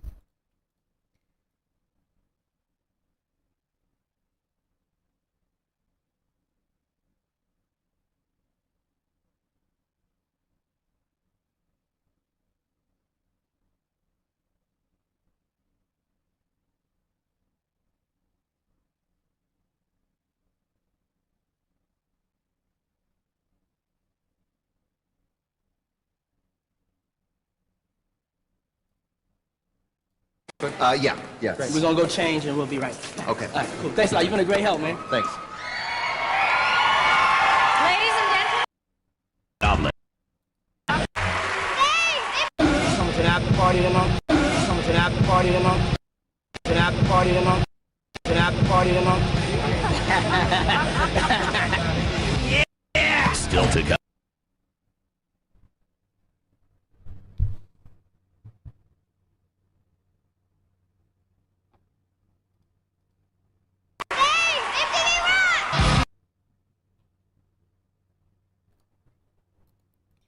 So P. Diddy is asking this 12-year-old if she's coming to the after party, and look at the reaction of P. Diddy Ann Kutcher. So there's a few problems here. One, some people say they were just joking, but what do they know about these parties that would want them to make the joke in the first place? Like, look how hard P. Diddy and Ashton are laughing here. Or was this a real invite, and did she really go? There's a conspiracy theory.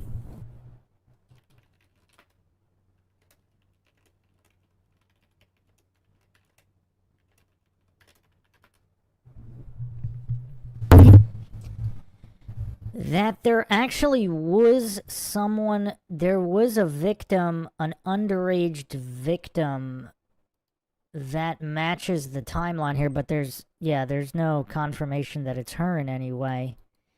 But, yeah, it's just pretty weird. I'll replay the clip again.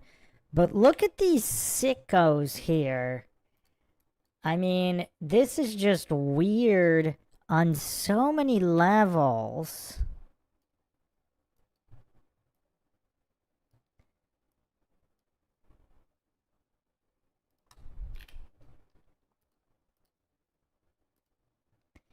I mean, these guys are just weirdos.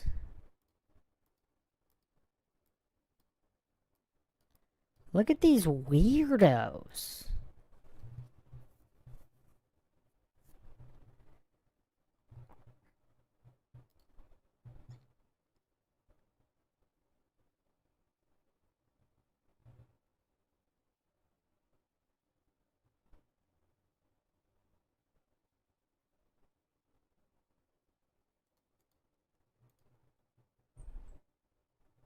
But yeah, apparently there is a minor,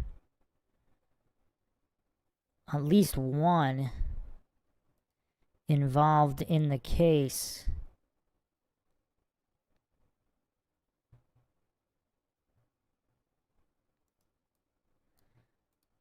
So there's actually another photo here. How many times do these guys do costume changes? But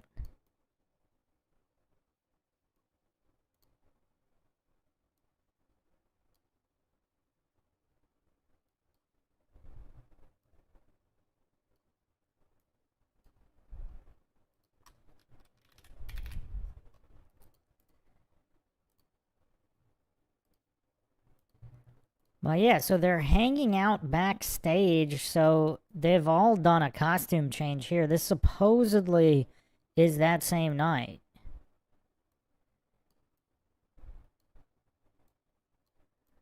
So let's watch this clip again, but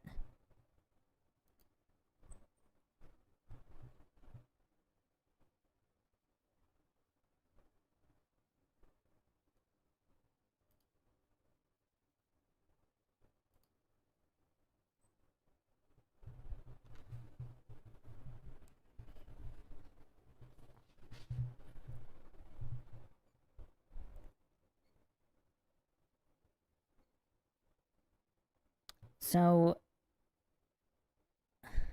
huh.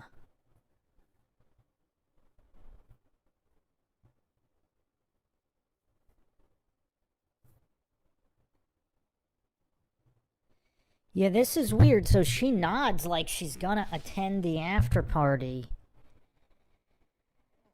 From the lawsuits, there's actually over 100 people are named in sexual assaults, the youngest being 9. So she's 12 here, but yeah, this is really weird. So, okay, there's another plaintiff who was 13 at the time of the assault. And it's unclear, there was one assault that was claimed to have occurred. It is unclear whether it was after the 2000 or the 2003 VMAs. But her age doesn't match here, so it probably wasn't her, unless it was also her, but she didn't come forward. But watch how sick the reaction is here again from Combs. Even if they had no intention of actually inviting her for real or doing anything to her, knowing what they know about what went on at the parties and then saying that anyway, and watch the reaction here.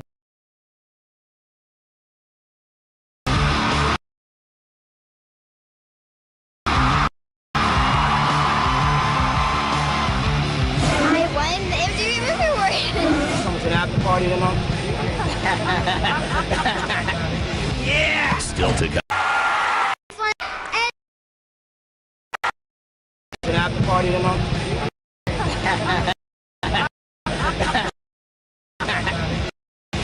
Yeah. Still to come. Harrison.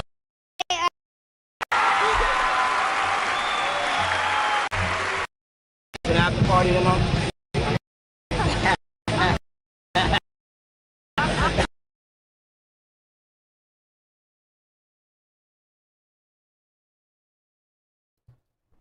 The face of deviancy. I mean, look at these scum. Like I said, let's assume they never planned to do anything to her. But look at how these sickos are laughing, knowing what goes on at these parties and freak-offs, whatever. They're at minimum laughing about the sickness, even if they didn't actually do anything. Which, again, we don't know if they did or they didn't. But look at the face of deviancy and sickness in Holly Weird.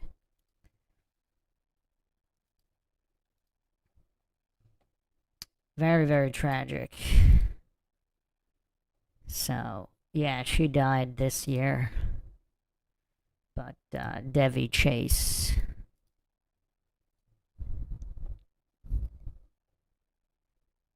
So, apparently she left Hollywood 2015.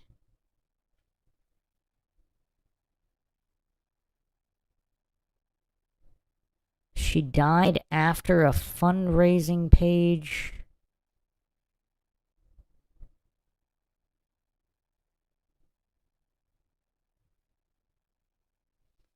She had severe malnutrition, extreme weight loss, and she was diagnosed with bacterial meningitis, bloodstream infections, and AIDS.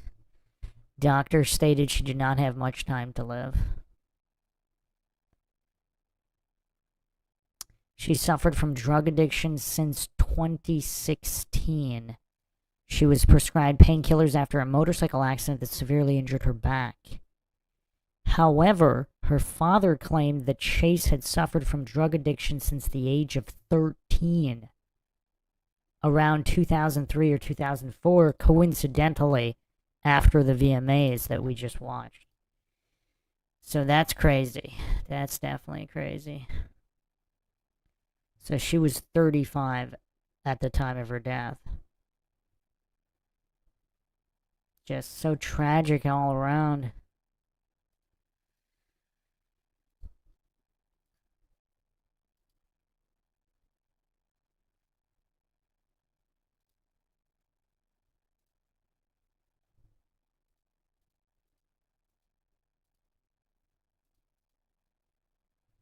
But yes, Hayden claimed just recently, after the release of her memoir, that she was taken into some kind of bedroom. Was this on a boat or something? With some Hollywood bigwig when she had just, did she say it was she had just turned 18 or something? And she didn't name the guy, but I don't know. Some people were saying she was planning to. Now she's dead. But again, a lot of weirdness. A lot of weirdness in this case.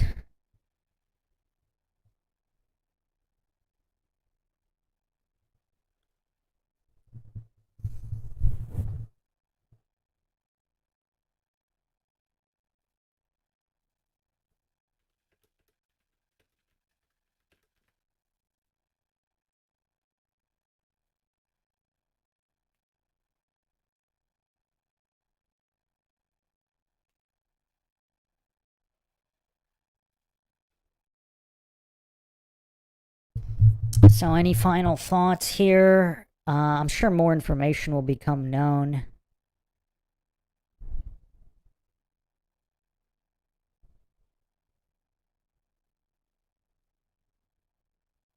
The aunt one said she was physically put into bed. I thought nothing. Wait. Let me go back to that story with Hayden. Did she say something actually happened, or did she just left at the time?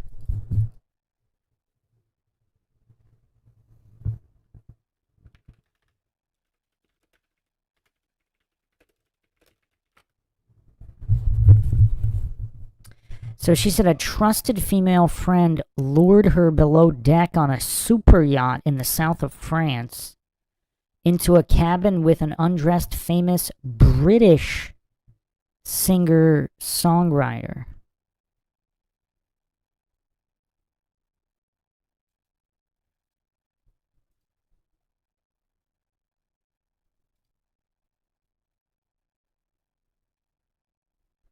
So Popcorn Planet, of all people, have a video on this. Let's look at this video as we wrap up here.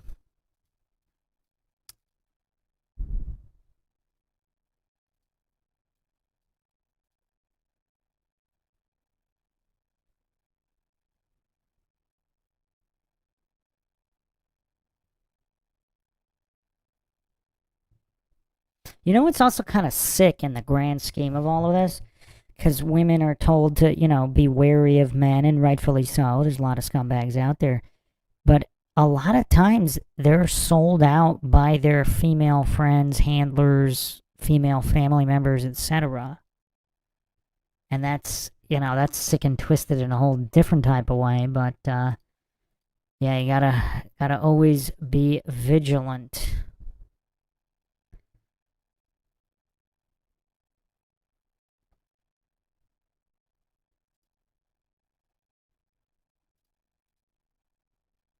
Yeah, let's look at this video here, see what this guy uncovered.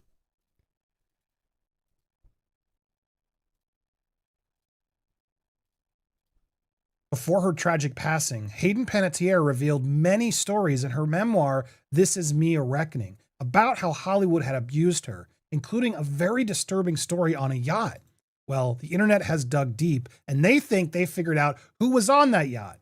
They're alleging a former Real Housewife and singer James Blunt?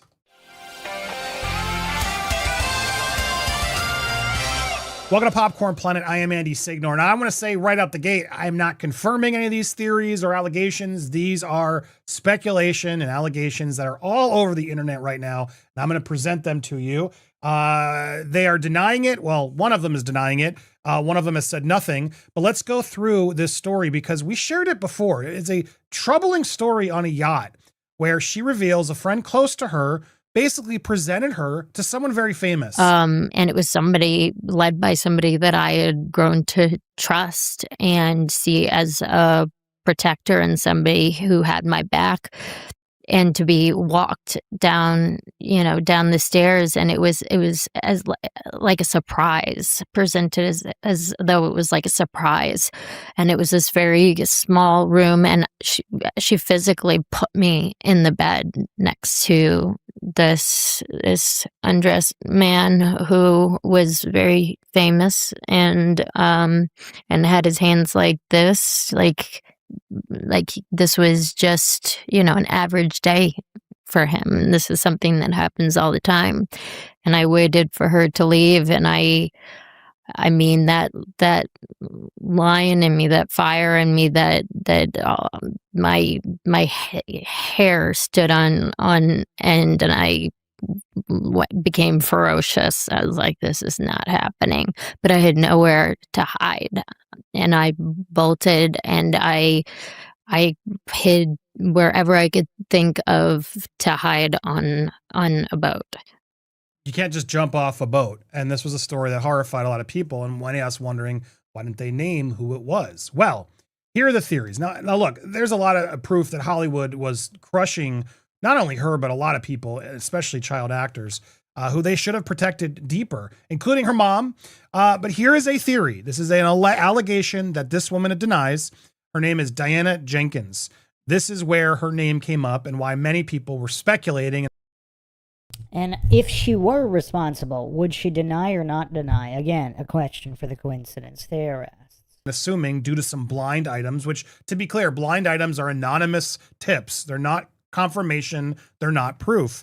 But some blind items came out, and they were alleging that she, the former Real Housewife of Beverly Hills, was the person close to Hayden on that boat, and that the famous person that they provided her to was James Blunt. Now, again, this is kind of a crazy theory. Like, well, how can someone just make that allegation? There's just, aside from the blind items, a lot of weird coincidences are here, I have to say. Now, to be clear, she has denied it. Her lawyers have told TMZ Diana has to deal with fake online rumors before. Sadly, this is another one. Let me be 100% clear about this. It is most certainly not Diana, and anyone who claims it is will be sued. So I am making it clear, I am not claiming it is. I am merely reporting on the many people who have seemingly tried to imply it was her. And again, this is kind of like what Alex Jones did with the incident in Connecticut. He was simply reporting what people were saying. He wasn't even claiming it was true. And true for the people unfamiliar with how defamation works. But let's continue. And explain some of the things they found that made them think that way. And it all stems with this book from singer James Blunt, loosely based on a made-up story. Now, around the same time period that this happened, there were photos that were figured out and found online connecting James Blunt and Diana and Hayden on a yacht, allegedly. And that's what sort of spurned this. And then people dug deeper. The internet found a book from James that says, "To Diana, you are the source of so much fun. I love you, James." In the book, again, mind you, Diana's boat. This is, again, some story biography wrote that's apparently full of lies. I don't know. That's what he's saying.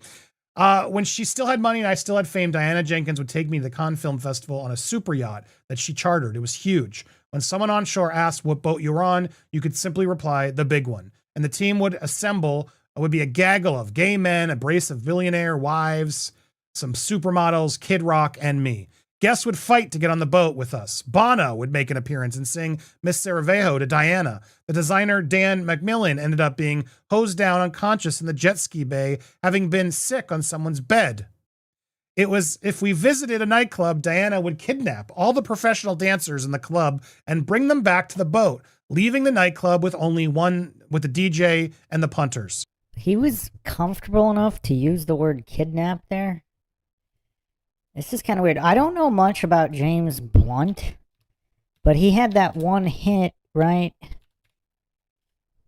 That song was kind of catchy. Let me see what it was. Wow, he's 52 now? That's crazy. Oh, was it You're Beautiful, 2007? For some reason, I thought it was another one. Huh, I guess it was that one.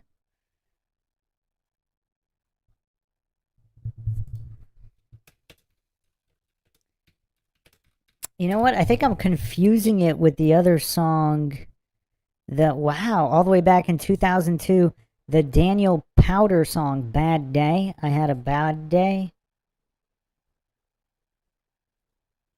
So apparently that got famous in 2006, though, after it was featured in a Coca-Cola commercial and on American Idol. But apparently, so it actually hit the Billboard Hot 100 in 2006. Yeah, it was a song from 2005. Okay, not 2002. That is a pop song from its self-titled studio 2005. So it was around the same time. It kind of had the same jingle, kind of a similar sound. If I haven't listened to either song in many, many years, probably since around the time they came out. But yeah, does You're Beautiful and Bad Day, do they sound similar in any way or no? Because those are the ones that I just got confused. So, all right, because the Bad Day was more fun. So, yeah.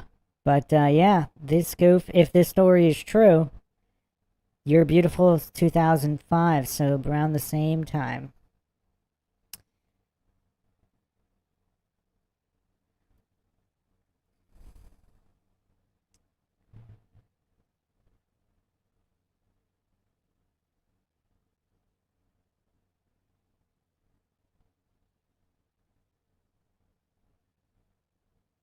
Flat Bob says, Bruce, about the 100th episode, anything for members only? Yeah, maybe it'll be members only, the 100th stream. I mean, I always like to make everything for everybody, but yeah, the members definitely need to get some perks. So I guess it'll be a members only stream where maybe I should present some of the ultra super secret stuff that I've never talked about before, all the way into the archive. I got terabytes of data and many topics I've never even gone over. Perhaps that should be the tease for the 100th. And the boat was a place of fantastic excess. One night I was given an Adderall, which is a medical, you get the gist, right? And then here are the photos of him with U2 and with Kid Rock. And I guess this is Diana. I don't actually know for sure. That's James Blunt using a binoculars on cleavage. I actually don't know who that woman is. Keep an eye for icebergs on Diana's boat. So I don't know if that's her. I don't have a picture of her. But anyway, this is all strange. This is all strange. The fact that there seem to be photos of the three on this boat, the fact that they've written this, the fact that Diana and her have a connection. What's also really crazy is how much people admit in their own memoirs and books. Like, it's really crazy if you go through the past, century even of politicians, famous people. Like, it's crazy how much is admitted in books that the coincidence theorists just pretend isn't.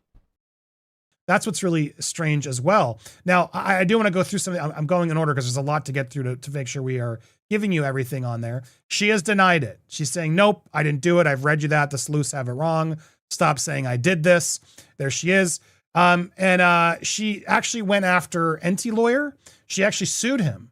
And she sued him for that thing that came out. And just so you are clear, NT had to apologize. He retracted it. And he said in that settlement that he did not believe she actually did it, that she was not a trafficker, etc. And that was the settlement. She then dismissed the defamation lawsuit and they, I guess, went on their way. And he got to continue to being anonymous. But all that did happen. Now, what's odd, though, is Diana and Hayden do have a relationship, aside from this whole yacht thing that James Blunt was on. And there was, I guess, a rumor also that, or a statement that Hayden said it was a famous British rocker. So that's why a lot of these things sort of clicked into place. And so Diana released an intimate and provocative book of photos of Hayden in her book, Room 23, which you can see here, as people are jokingly saying, here's Diana's catalog, book. Now, I'm not saying that, I'm just reading what people are saying, and they're implying something that clearly Diana has denied, saying that's not true, that's not what it is, and very well, that's obviously what it is until we prove otherwise. So a lot of other famous people, though, were there. And so hard to know what actually is going on. She does surround herself with a lot of very powerful people, it seems. The book is labeled as a art coffee table, so take that as you will. But shout out to BoombaCast, who sort of helped to make the connection to James Blunt a little clearer. Diana Jenkins.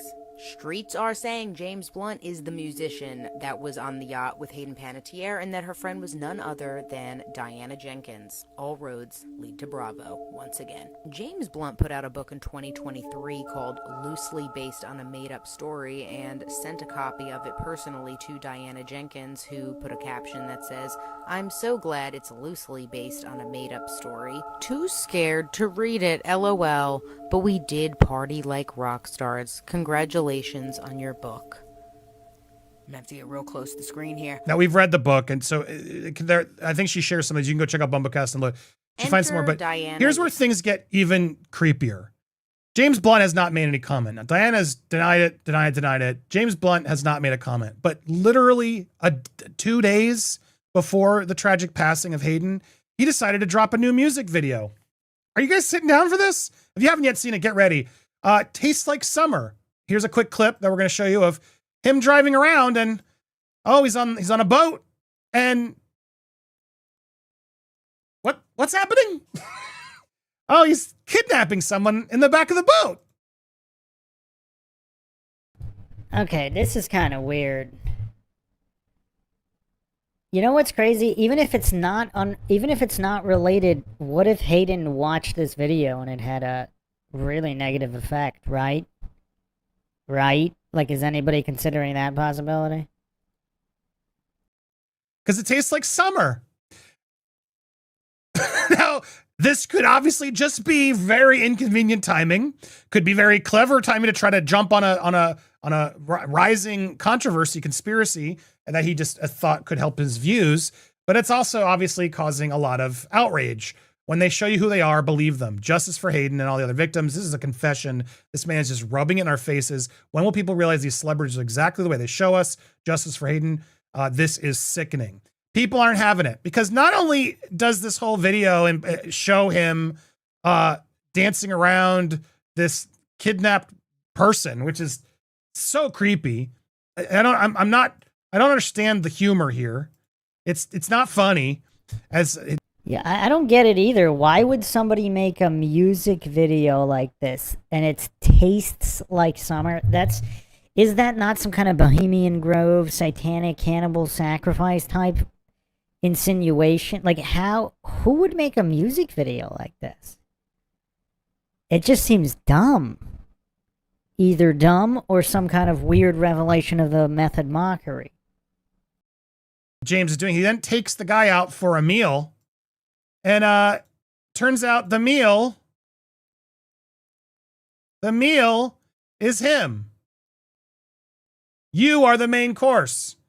And the end of the video, mind you, is him eating him. Not just eating, kissing it.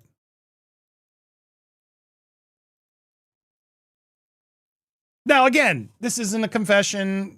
Actually, I got to protect myself. I'm not implying that was James or that this is all real.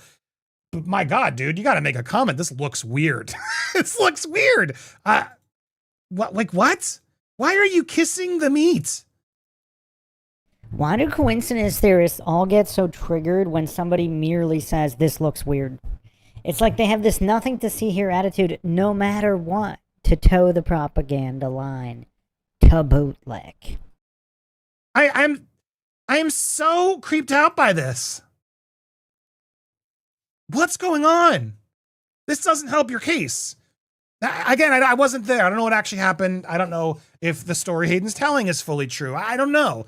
But I tend to believe, her here, that something went wrong that she was uncomfortable with. Okay, who was it? I wish she had labeled it and said it out loud, right? Let's expose these people.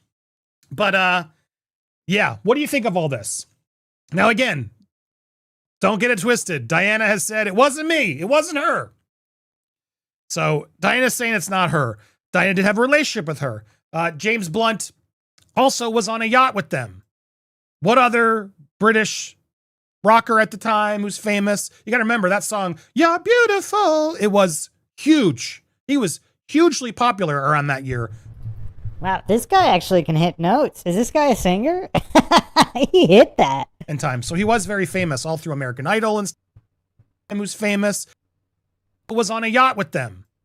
What other British rocker at the time who's famous? You got to remember that song, You're Beautiful. It was huge. Wow, this guy's good. He was hugely popular around that year and time. So he was very famous all through American Idol and stuff. So it would clock. The Ant One, you're still not a member. I made you a moderator because you've been around for a really long time.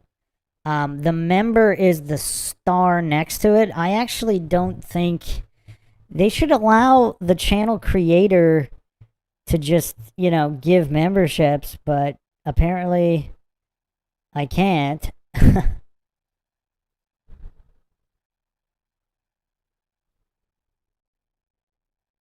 Yeah, that's weird. They should definitely have an option to just give memberships.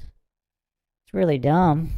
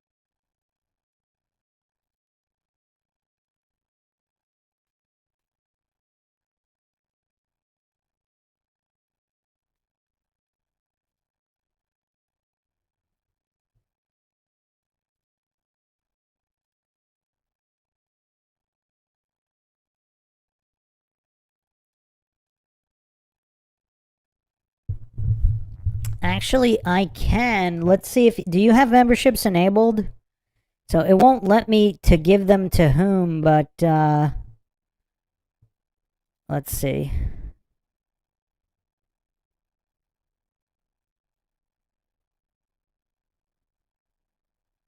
Nope, you didn't get it. Do you have it enabled? The ant one?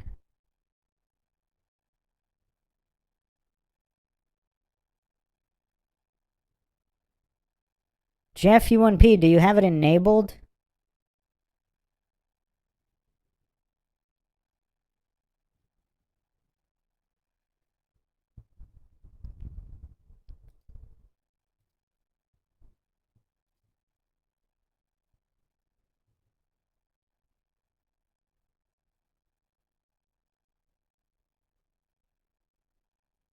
Wow, still no. This is wild. For some reason, we can't get the Ant One a membership. So there's only, what, there's only 23 people in here at the moment? And well, almost all of them are members at this point.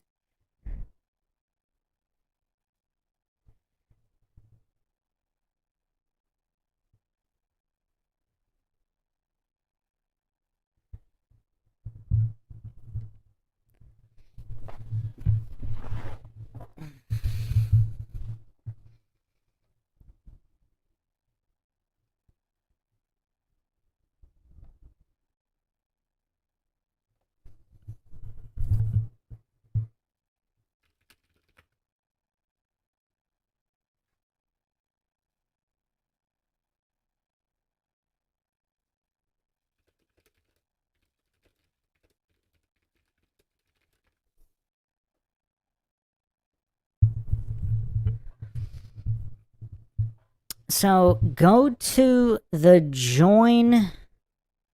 So in the live chat, there should be gift settings. So if you go to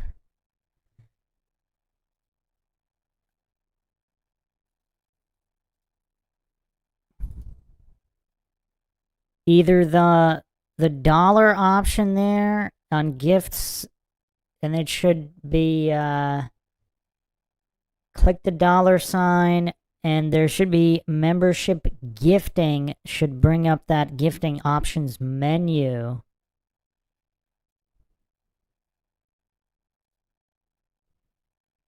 Or gift settings, allow gifts.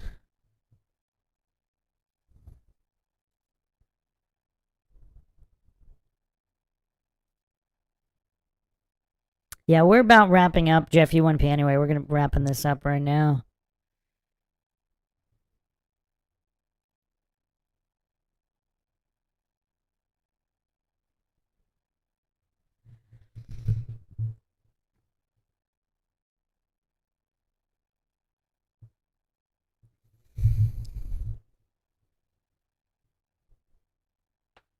Yeah, WX got the membership now. Jeff got it.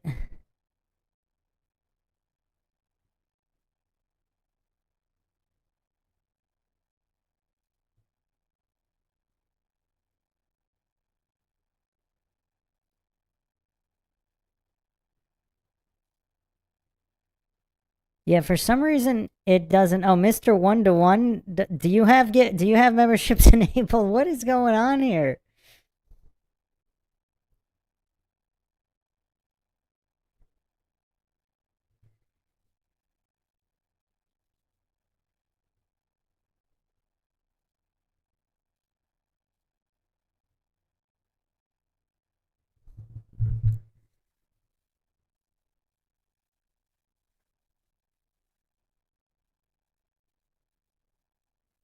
Mr. One to One has it enabled. Did we get a confirm from the Ant One? What do you guys think? I don't know. What do you think? Does James have some explanation and themes? All right, so yeah, a lot of weird stuff with Hayden and many other celebrities as well.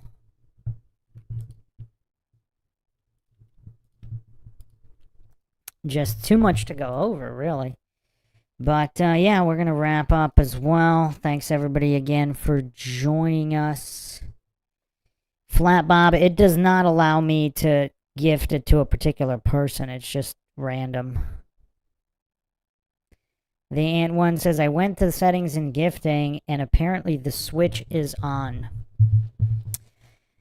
Yeah, it won't give me, it also limits how many that I can send, but it just sends out 5 at a time. But, yeah, hopefully, well, we still have some time, so the 100th episode, the 100th live, we have a number of more lives, so we won't even get to it till probably September. So we got some time. So yeah, thanks again everybody for joining us on the one and only Mindshock podcast, your one-stop shop for logic and examining any and all topics. This is Bruce McGuire signing off. Catch you guys next time.